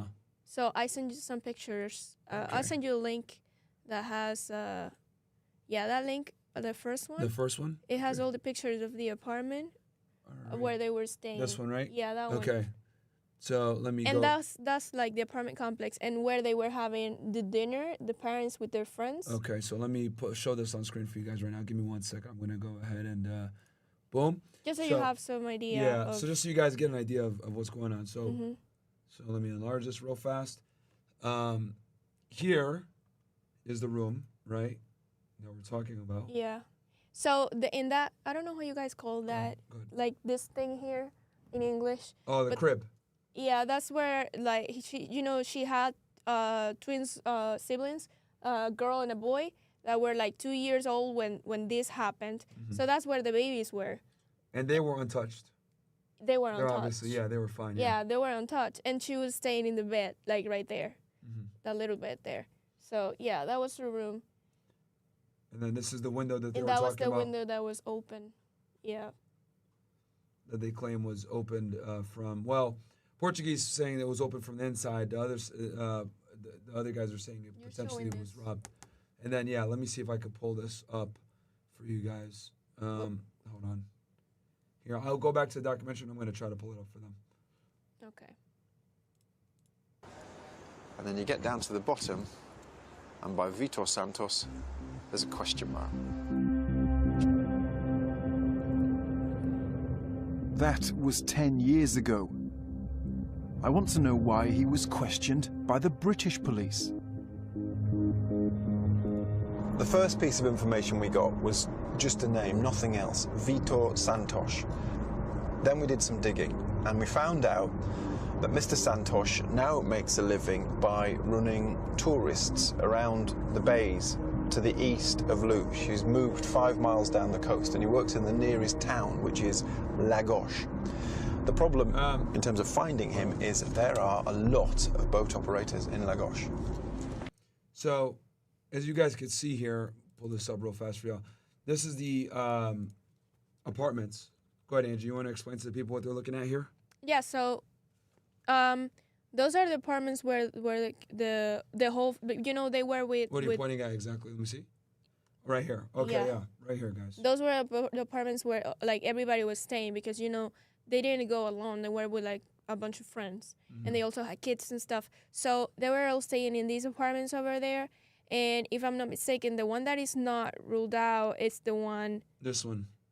The one that they were staying, if I'm not wrong. I know it's the 5A, the name of the apartment. And that tapas bar were the restaurant where they were having dinner.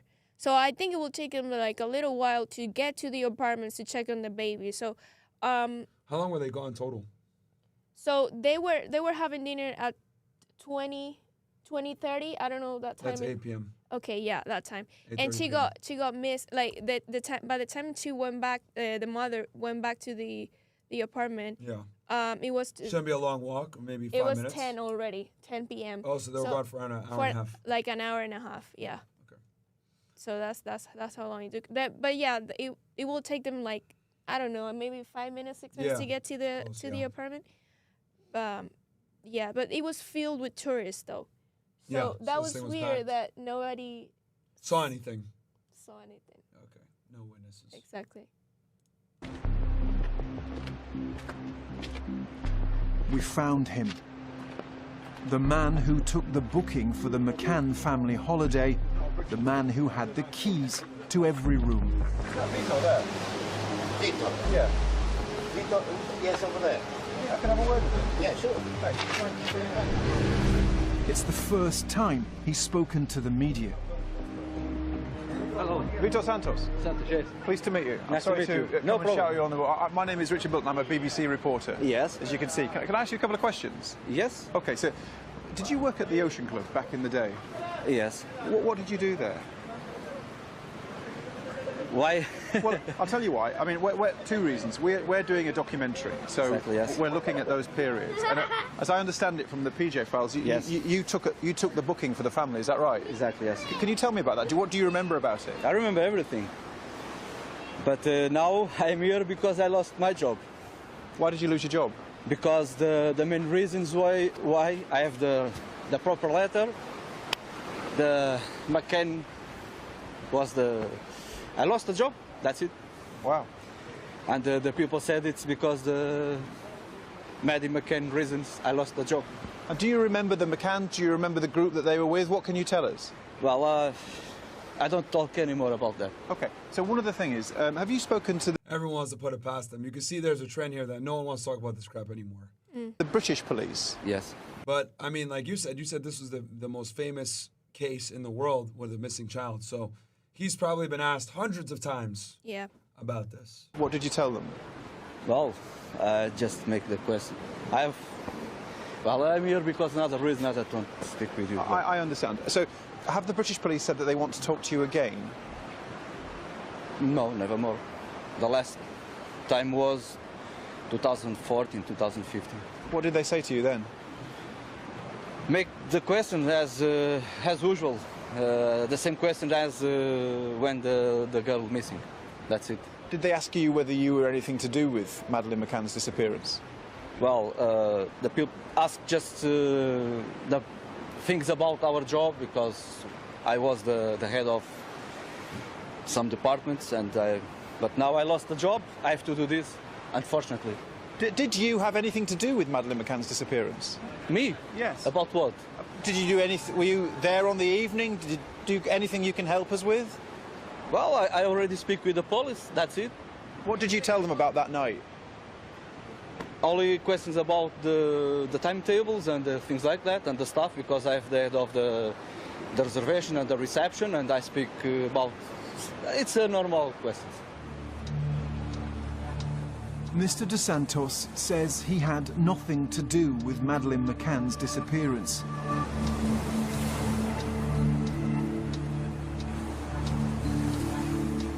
As for Operation Grange, it's been scaled back, but it isn't over. It's got a new head, new money, and a new lead. Police investigating the disappearance of Madeleine McCann in Portugal nearly 10 years ago have been granted more money to extend their inquiry. They're to get an extra £85,000 to continue for another 6 months. So we've got some critical lines of inquiry. They're of great interest to ourselves and our Portuguese colleagues, and there are some significant investigative avenues that we're pursuing. It's been reported that the new lead is a woman seen acting suspiciously outside apartment 5A. But former Scotland Yard officers believe the investigation is being wound down. I remember as a detective superintendent and also detective chief superintendent on the murder command, stopping cases and saying there is no more, we cannot go on. And I've done that, and that hurts, because as a murder investigator, you want to bring people to justice. But if you don't have the evidence, then you can't do that. And it's maybe time that someone said to Kate and Jerry, despite everything, we've done everything, but enough is enough. And maybe, you know, in the passage of time, in years to come, allegiances change, and then we... Shout out to Roberto. We got Roberto in the house, by the way, too, guys. He's helping out with... we got some new cameras that we're going to be putting in the studio. Some ones that, like... Damn, what the hell's the name of them? I forget. What's the name of the cameras? PTC cameras? Yeah, that, like, shift around and stuff like that. So production quality is going up, guys.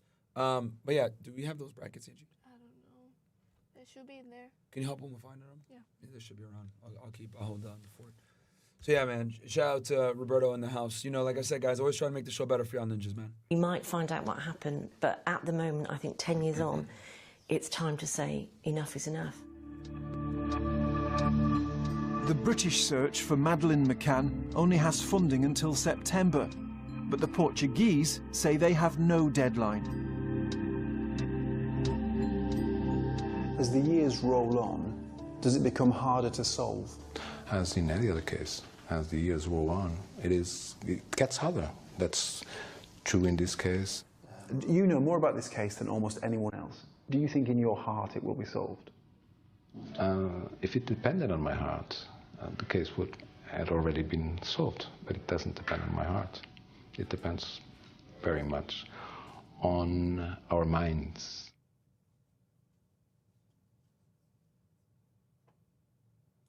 There's never been a case like Madeleine McCann.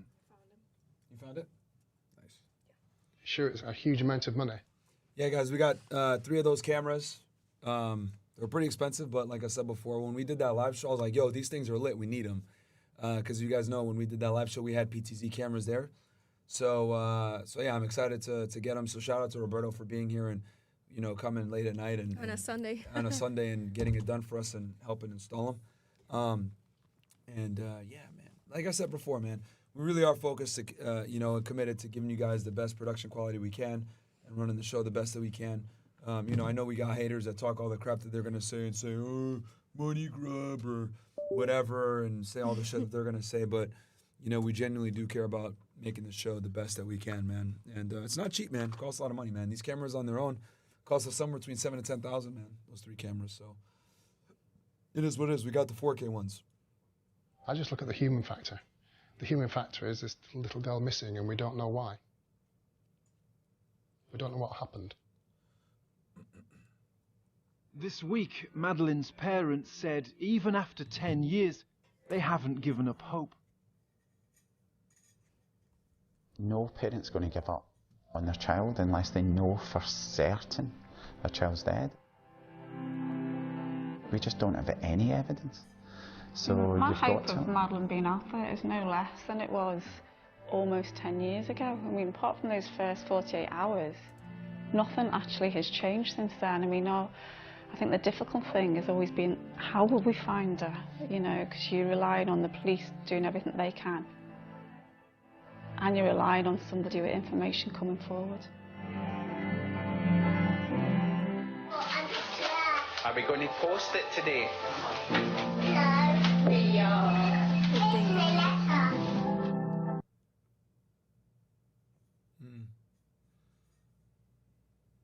Audio cuts out real quick. Way. Portuguese police were also suspicious of the way the McCanns were behaving. They clashed within hours because Madeleine's parents contacted the media. Oh, A 3-year-old. Now it's from before. So we got two different perspectives here, guys. Whether it was an inside job or not, no one really knows. All right, we got some chats here. Let's go ahead and we got Valexia says, oh, you guys are Valexia and this Top Quib guy are going back and forth in the chat. Okay. They're roasting Top Quib. They're saying he's broke. Top Quib be hating, I ain't gonna lie. This dude is constant in the chat talking shit, bro. Moeezy goes, that's $2 more than you ever donated. Okay, you guys are just going back and forth roasting him. All right. Punisher says, Myron, them boys at it again. President of Iran is reported dead in a helicopter crash. Yep.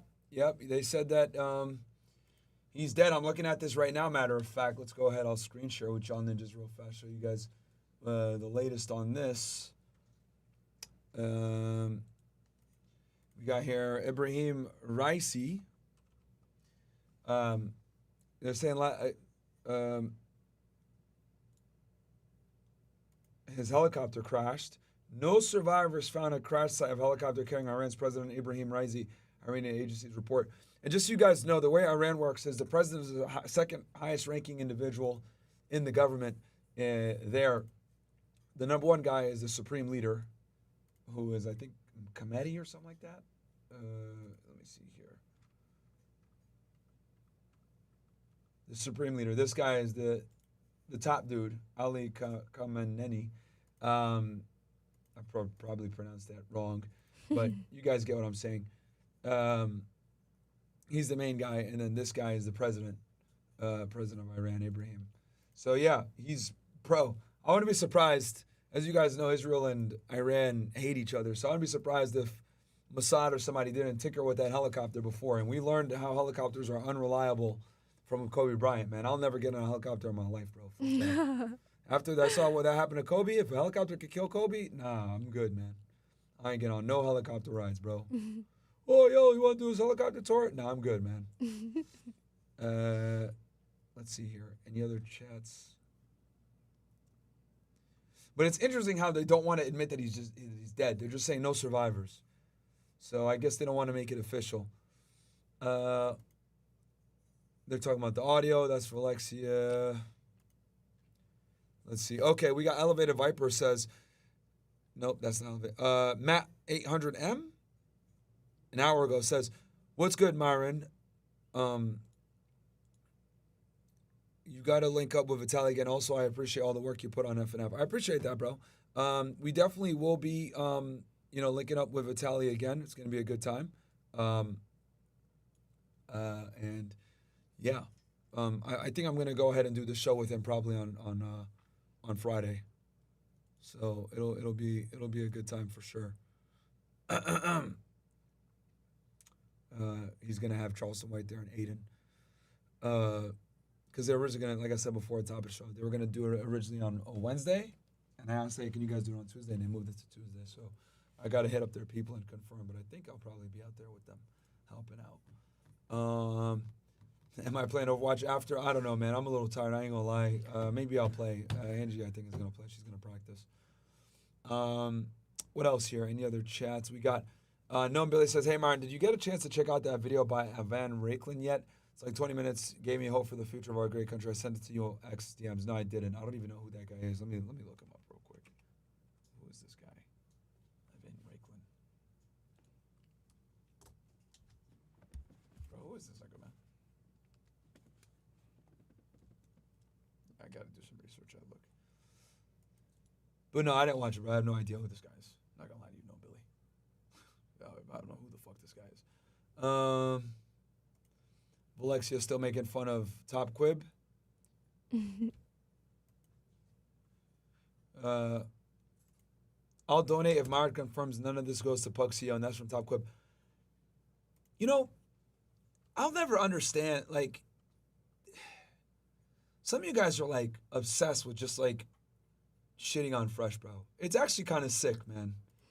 Like, there's forums dedicated to attacking Fresh. It's incredible how some of you guys really don't like him, bro. It's wild. You know what I mean? You guys are like banding together saying, yo, drop Fresh, stop doing a podcast with him.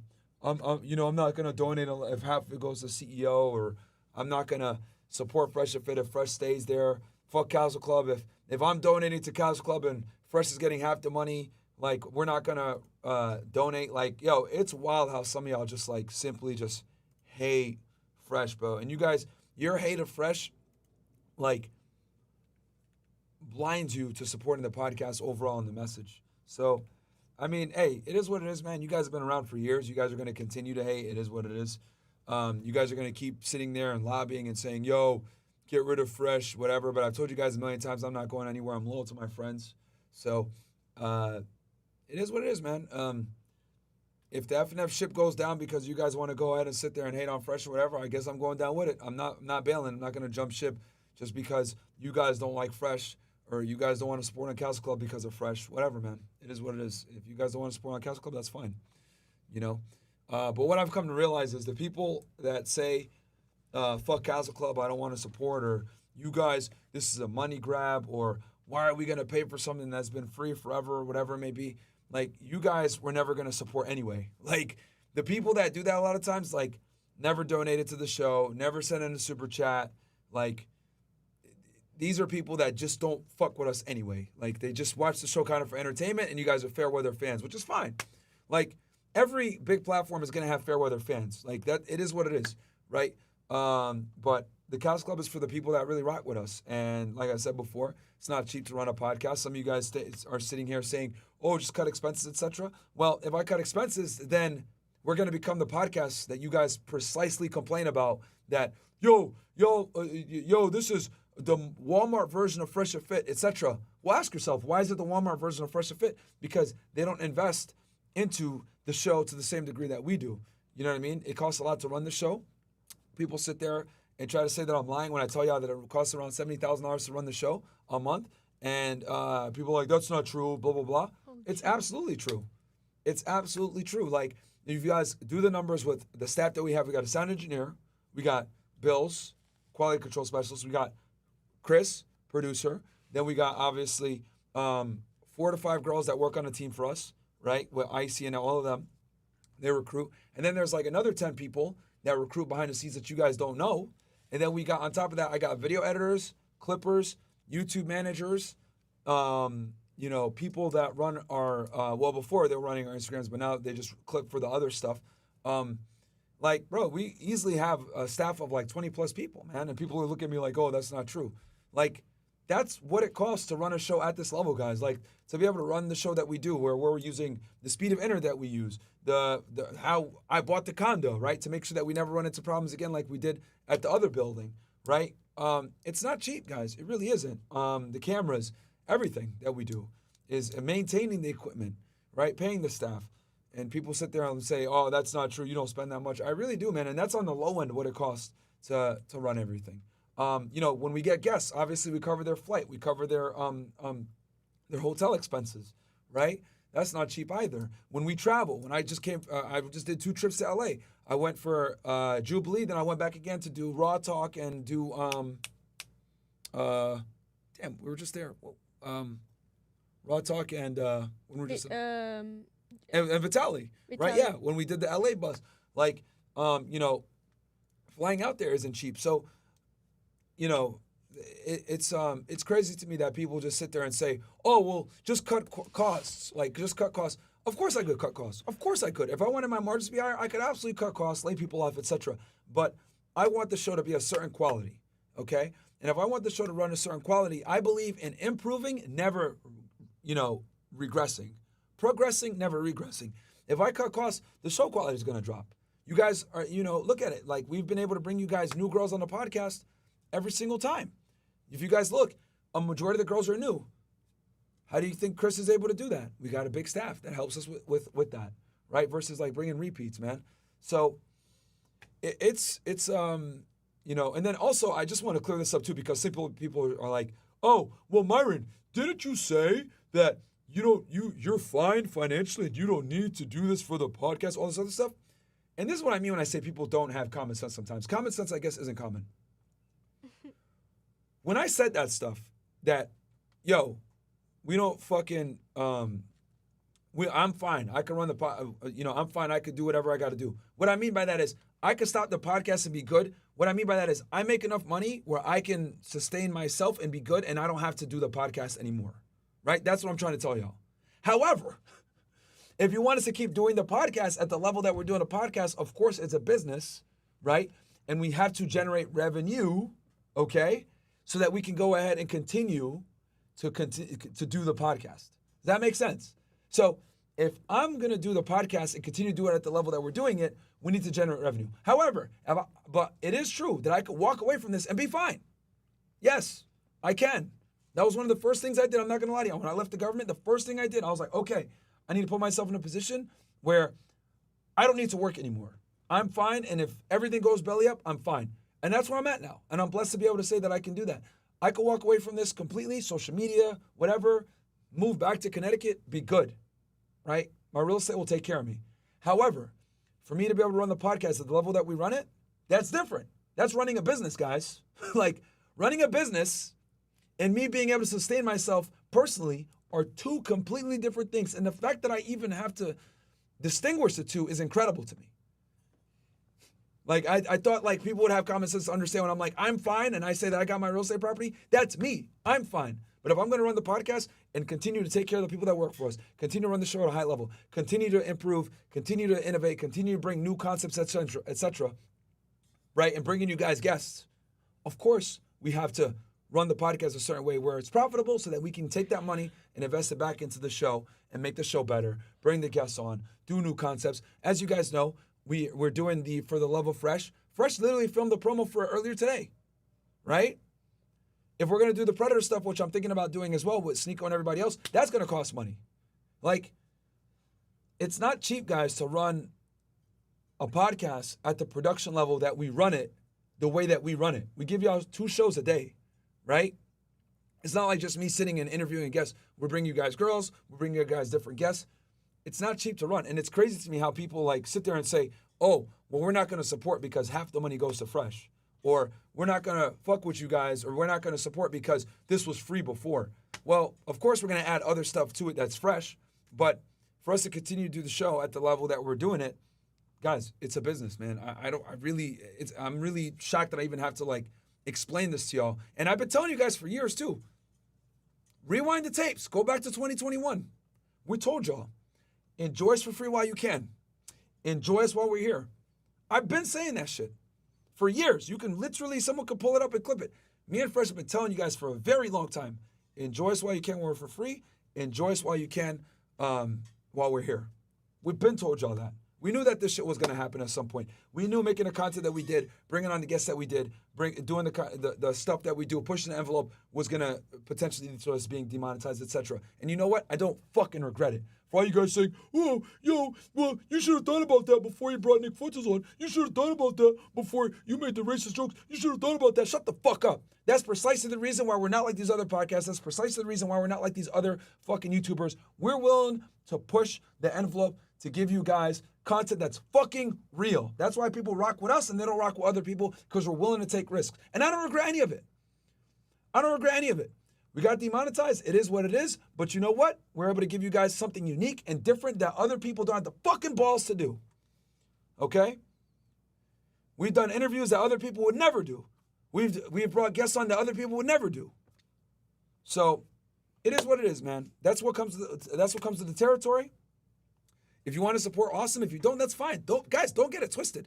A majority of the content is still going to stay free. Like, you guys are making it like, everything's going to a paywall. Oh, no, man. A majority of the content is going to be free, guys. It's going to stay that way. Most of it's going to stay free.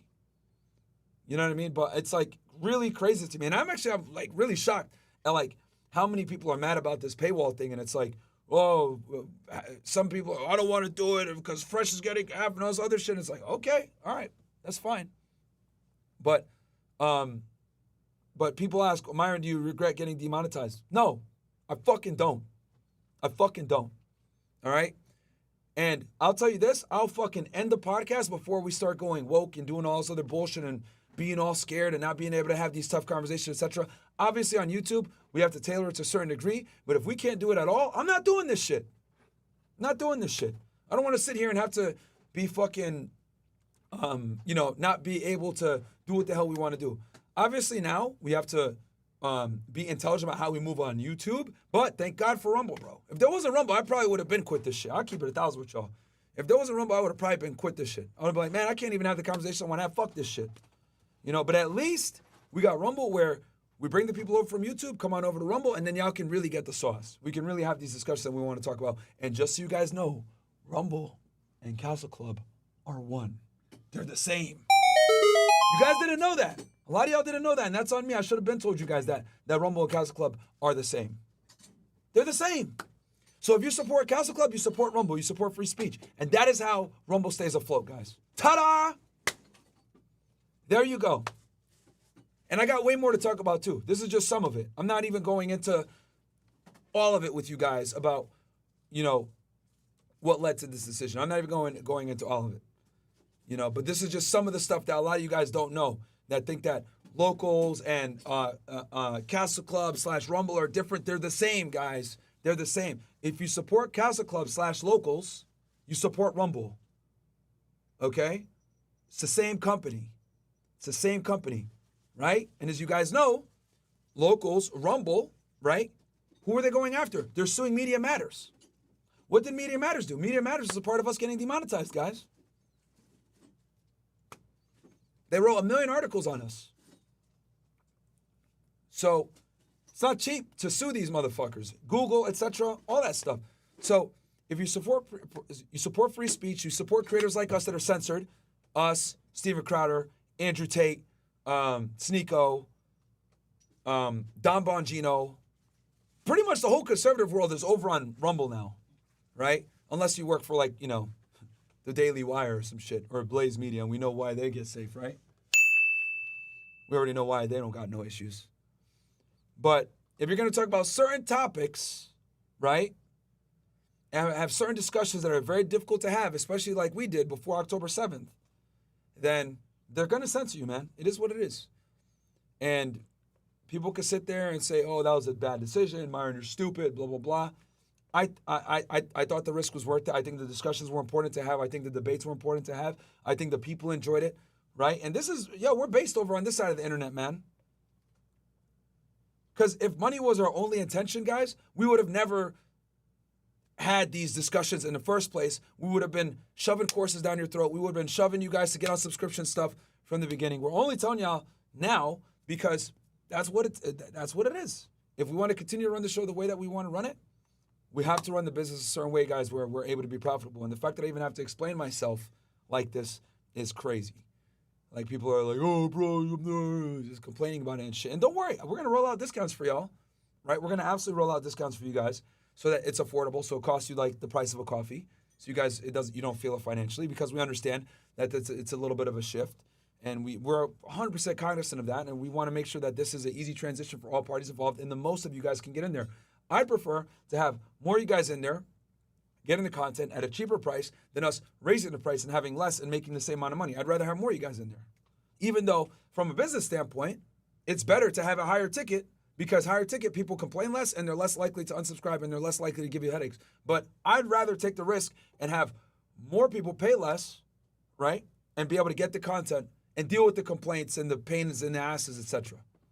because I genuinely do want to help out as many guys as I can. But for me to continue to help as many guys as I can, we need to be able to run a business that is still profitable. Otherwise, we're not able to operate. Like, you know what I'm saying? Like, I don't know if, like, maybe some guys aren't familiar with, like, the content creation side or production or how expensive it really is. But yes, guys, it costs us roughly $70,000 a month to do this. And I've mentioned this before on other podcasts, and people looked at me like I'm crazy, like, no way it costs that much. It does.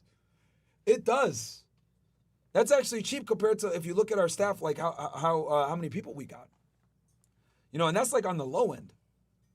But yeah, it is what it is, man. Like I said, we're going to do a full video talking about this because there's other stuff too that I'm not talking about because I want to make sure that we have everything, you know, XYZ'd up, right? Nice and lined up so that number one, we're not running into problems legally. Number two, you guys get the full transparent story.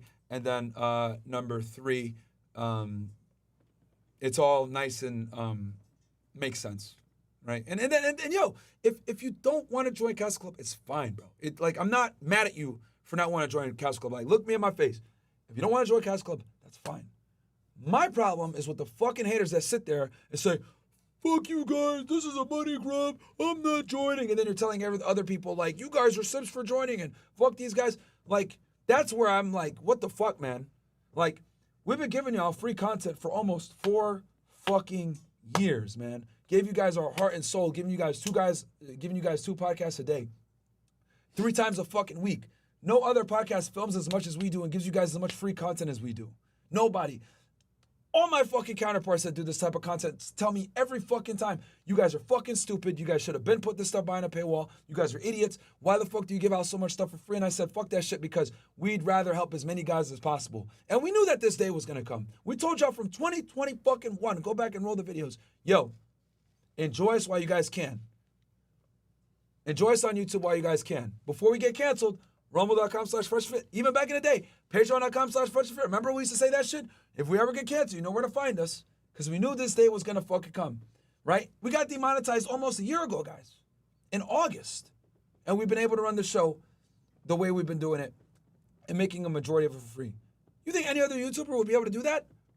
For a fucking year? Give y'all free content and not put everything behind a paywall after getting demonetized? And still be able to run the show at the quality that we have? You think anyone else would do that? Like, bro, it's crazy to me how we gave you guys our heart and soul for years, and then people want to come back and get mad because we're saying, yo, we need a little bit of support now to keep the show going at the level that we're going. Because I refuse to go backwards. I'm not going to fuck our staff. I'm not going to make the show worse to save some dollars. Like, I only want to progress. I'd rather shut the shit down than have to fucking make the show worse. You know? And Rumble, as y'all know, they're getting attacked every day. Presidents are trying to shut them down. Yo, they got shut down in Russia. They got shut down in France. They got shut down in Brazil because they sent letters to Rumble saying, yo, cancel this creator. And you know what this Chris do? Fuck you guys. We're not fucking canceling anybody. We'd rather go out of your country and not cut access to your country than cut a creator off. That's fucking balls of steel to be able to do that. That's balls of steel to be able to do that, guys. Castle Club is Rumble. It's all the same. And that's on me for not telling you guys that shit. Nobody knew that. You guys thought it was separate all this time. It's the fucking same, guys. It's the same. You support Castle Club, you're supporting Rumble, and you're helping Rumble stay afloat, stay profitable, so that we can go ahead and continue to have free speech, man. And if you look at everybody on Rumble, all the big creators, they all have a thing. Crowder has Mug Club. Mangino, I think, has his community. Russell Brand. All these guys have their stuff on there, and that's to support Rumble. It supports the creators, of course, but it supports Rumble, and we gotta fucking rock with Rumble. If it wasn't for Rumble, bro, I probably would have quit YouTube, man. Keep it 1,000 with y'all. I would have probably quit this shit. I would have had my privates. I'm like, fuck this. I can't even speak my mind. I would have quit YouTube if it wasn't for Rumble, man. Because I wouldn't have been able to have the guests that I want. I wouldn't have been able to have discussions I want to have. I wouldn't have been able to do what the fuck I want to do. I would have been like, this shit's annoying. Because I would have been really frustrated. Like, Rumble really allows us the ability to speak our minds and do the content that we want to do. And Castle Club is Rumble, guys. It's the same. It's the same. So, anyway, rant over. I hope that gives you guys a little bit more perspective. But, you know, there's a lot more to it. I'm only giving you guys maybe 40%, man. There's a lot more to it than just that. Like I said before, I want to talk with Fresh, talk with the squad, and then we'll give you guys the full background on everything. So yeah, if you want to support on castleclub.tv, awesome. If you don't, that's fine, man.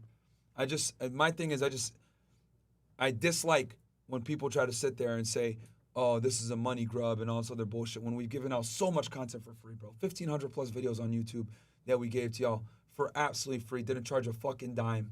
Like, it's an insult to say you guys are, you know, money grubbing when we're given the amount of content that we have for free. Especially the past year when we got fucking demonetized. And we were actually like losing money to make some of the content that we're doing and the amount that we film. So, anyway. Let's see. Durag Myron says, I told you, Myron, fuck these leeches. They just joined. You guys gave away 1K WFNF chat. Yeah, we gave away $1,000 yesterday on the Zoom call for the guys on Castle Club. But we're going to be doing that more too. We're going to have, I forgot to mention this.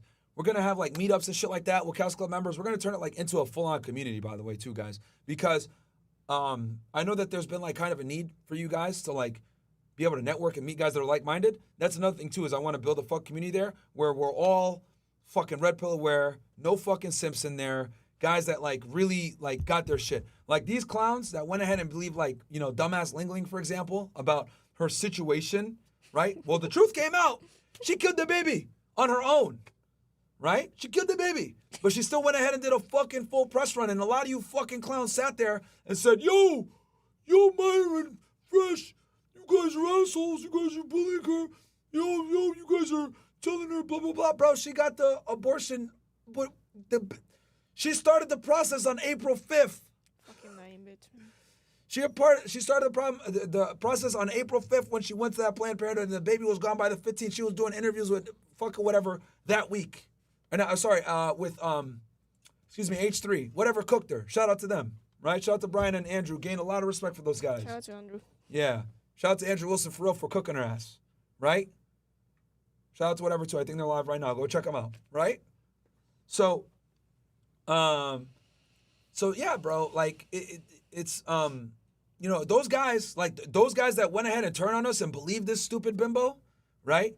When she had killed the baby the whole time and she had a plan to try to make Fresh look crazy, like we don't want y'all niggas on Castle Club. Be honest, we don't want y'all in there because you guys are simps and you guys are gonna pollute the fucking airways anyway. You guys are the believe all women simps, the white knights with the capes on. Oh, she made a claim, so it must be true.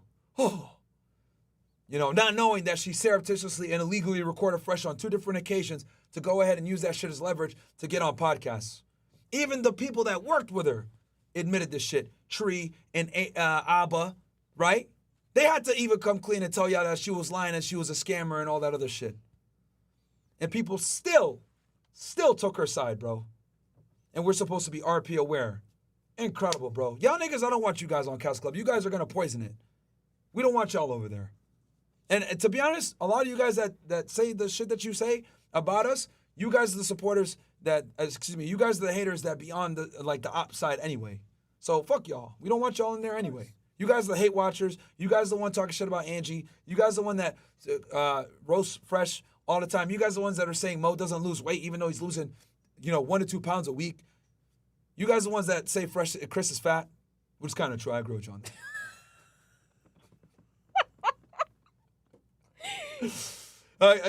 You guys are right on that one. Chris is fat.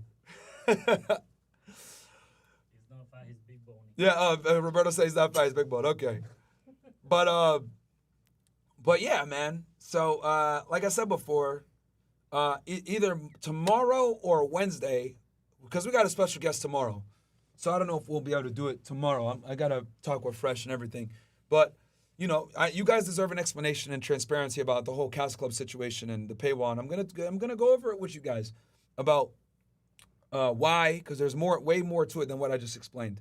But yeah. So yeah. Anyway, The real supporters is gonna be there. Yeah, the real supporters are gonna be there. Regardless. And for some of y'all that like obviously can't afford it, whatever, don't worry. I'm gonna make it affordable for you guys. You know, like I get it. Like some of y'all might not have the money doing that's totally fine, which is why I'm gonna go ahead and give you guys a discount code and roll it out. You know what I mean? I decide to. Shout out to you, bro.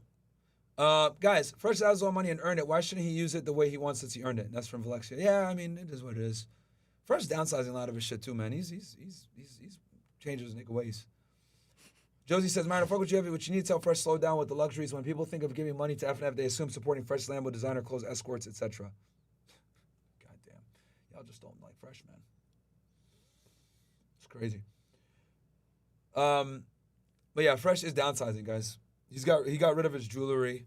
He's getting rid of a lot of his cars. He's downsizing a lot.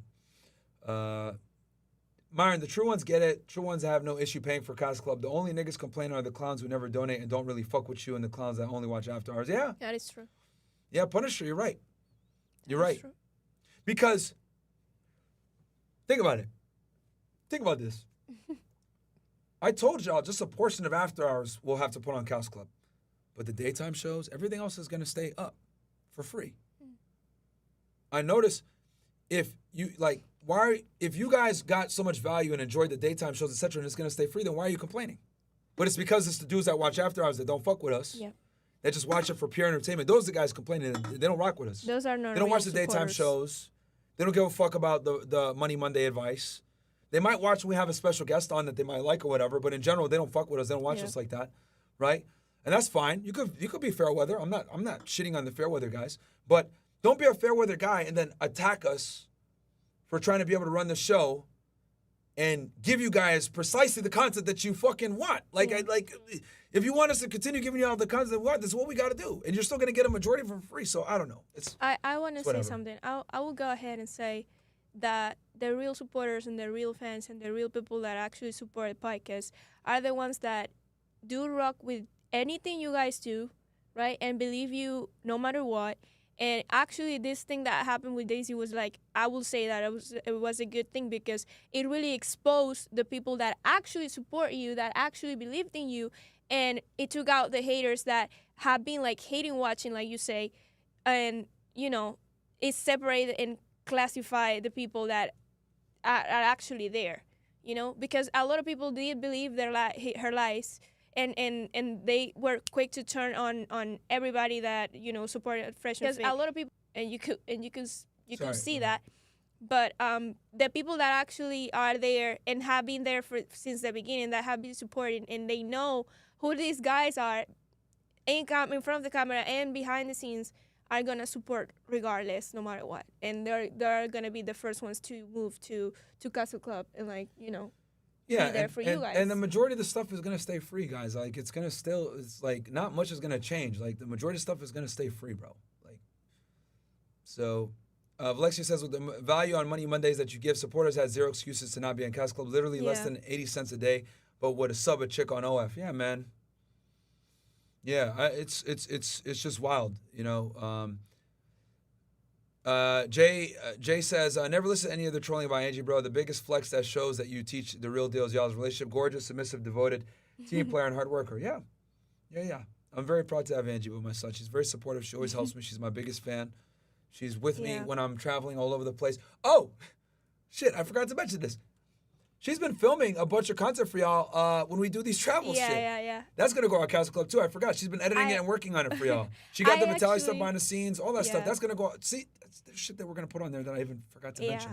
Okay, well, you want it on Casa Club. I wanted to create a YouTube channel to do it, but if you want to put it on Casa Club, 100%. I actually have the first vlog edited already. Or well, at least put on Casa Club first for them. They'll get it first, a couple weeks ahead of time. Because my main idea was to get something out of YouTube since these guys are demonetized. So I wanted to create a whole channel that didn't have nothing to do with Fresh and Fit, even though it has the Fresh and Fit name. Nah, we can't though. We can't do that. You think so? They have circumvention rules and shit. Can't do it. Are you sure? 100%. Even with my name on it and everything? Yeah. Well, Can't do it it. sucks. But I wanted to You're take stuck out, with us now, Angie. Yeah, I guess so. You're stuck with us. I wanted to get something out of can't do it. YouTube since they were demonetized. But anyways, if it's gonna go to Classic Club, it's still like support. Yeah. But yeah, I have They got a like few circumvention things rules for that. under my sleeve prepared for you guys. Apart from this, though, some people were asking about the merch. We have something cooking there for that. So yeah, I'm actually working a lot behind the scenes to give you guys a lot of stuff that is coming up like later on. So yeah, just stay tuned. Yeah. That's and all that's I what have you to need. say. You need a girl by your side, guys, that supports you like that, right? Like Angie's over here, like, hey, well, what if I did this, etc. You know, she's thinking of ways, you know, to make things happen. But yeah, unfortunately, that's one of the rules that you're under. You're fresh to fit, so they're gonna you're demonetized too, Angie. Sorry. We're all demonetized. But this is good because we're all canceled. This is good because this is gonna filter these people that actually don't support you and just watch for clips. You know, Yeah. these people that just recognize you for your viral TikToks, and you know the guys that see you on the streets and they think you're fresh. Just recognize you. Yeah. They don't know your Yeah, what that's your always real funny. name is. That is funny because sometimes people come out in the streets and they recognize Myron and they don't know where they know him from. So they're like, oh, you're this guy. And then Myron says, yeah, or Sneeko also does this like, oh yeah, what's my name? And they don't know. Yeah. They don't know their name. So or they Happens a lot, you get recognized, yeah. they call Myron fresh. They're like, oh yeah, you're fresh. So it's really funny because you actually know that they don't watch the podcast. They don't know what they're talking I about. still take a picture with them though. I never Yeah, get mad Myron- about that. yeah. Other people get butthurt about that. It's I'm funny like, whatever, though. it's fine. Yeah, they're clowns. It's funny. I just laugh in the back and be like, what are you doing? Like you don't even know these people. Like, you know. But yeah, anyway, I'll read these chats and we'll close this thing out. FNF for Life, W Castle Club. Also, shout out to the real ones on Castle Club from It's Over 9,000. I appreciate that, Kim Pop. I remember you too, man. OGs. Just running from 25K a year to 80K a year. Love. Shout out to you, Mick. Yo, man, if we've been able to help you out make money, become successful, I appreciate that. A lot of these supporters are transporters. They are not sure what they are. W Castle Club. Oh, my God. Boys. Yeah. And, you know, you got some people in here that just say, yo, I'm never funding Fresh $1, which is fine. It is what it is. You guys are going to say what you want to say, like I said before. First in the chat, he said I'm lit.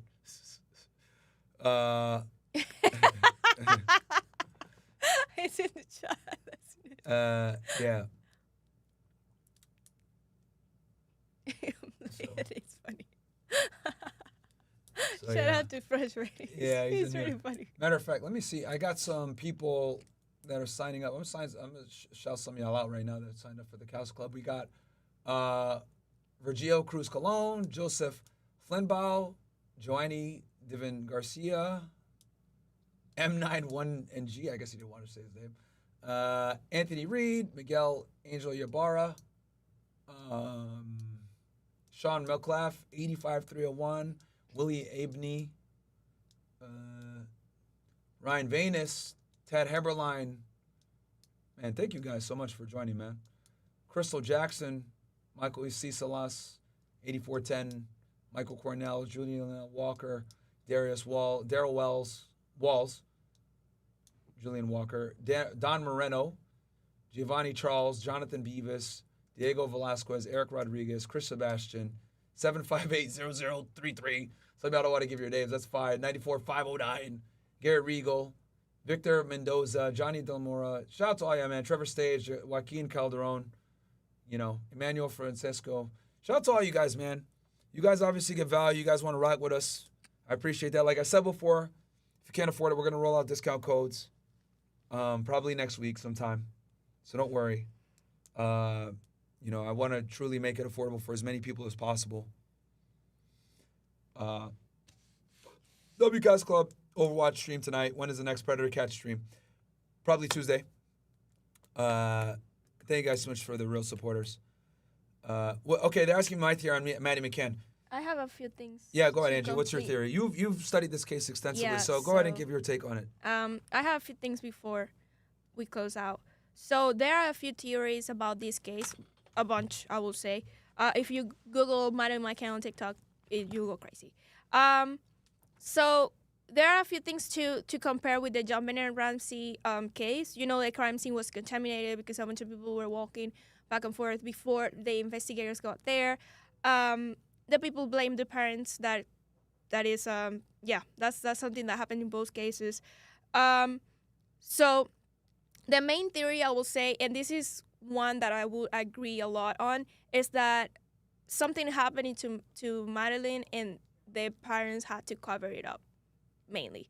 There was a lead investigator on this case that actually got sued by the parents because he wrote a book called The Truth of the Lie in 2008 about this case of Madeleine McCann, and he basically stated that the parents were the ones to blame about the case.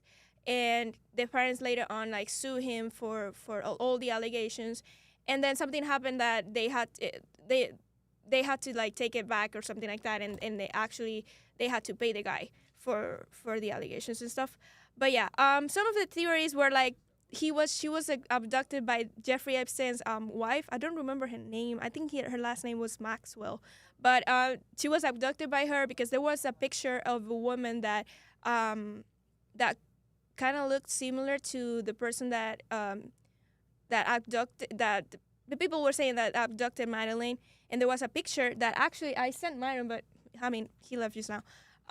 He probably show it later. That was carrying Madeleine outside of the flat, and there was a picture of a woman that looked like Maxwell. So people were saying that she was abducted to be taken to the island of Jeffrey Epstein. So that was a big theory.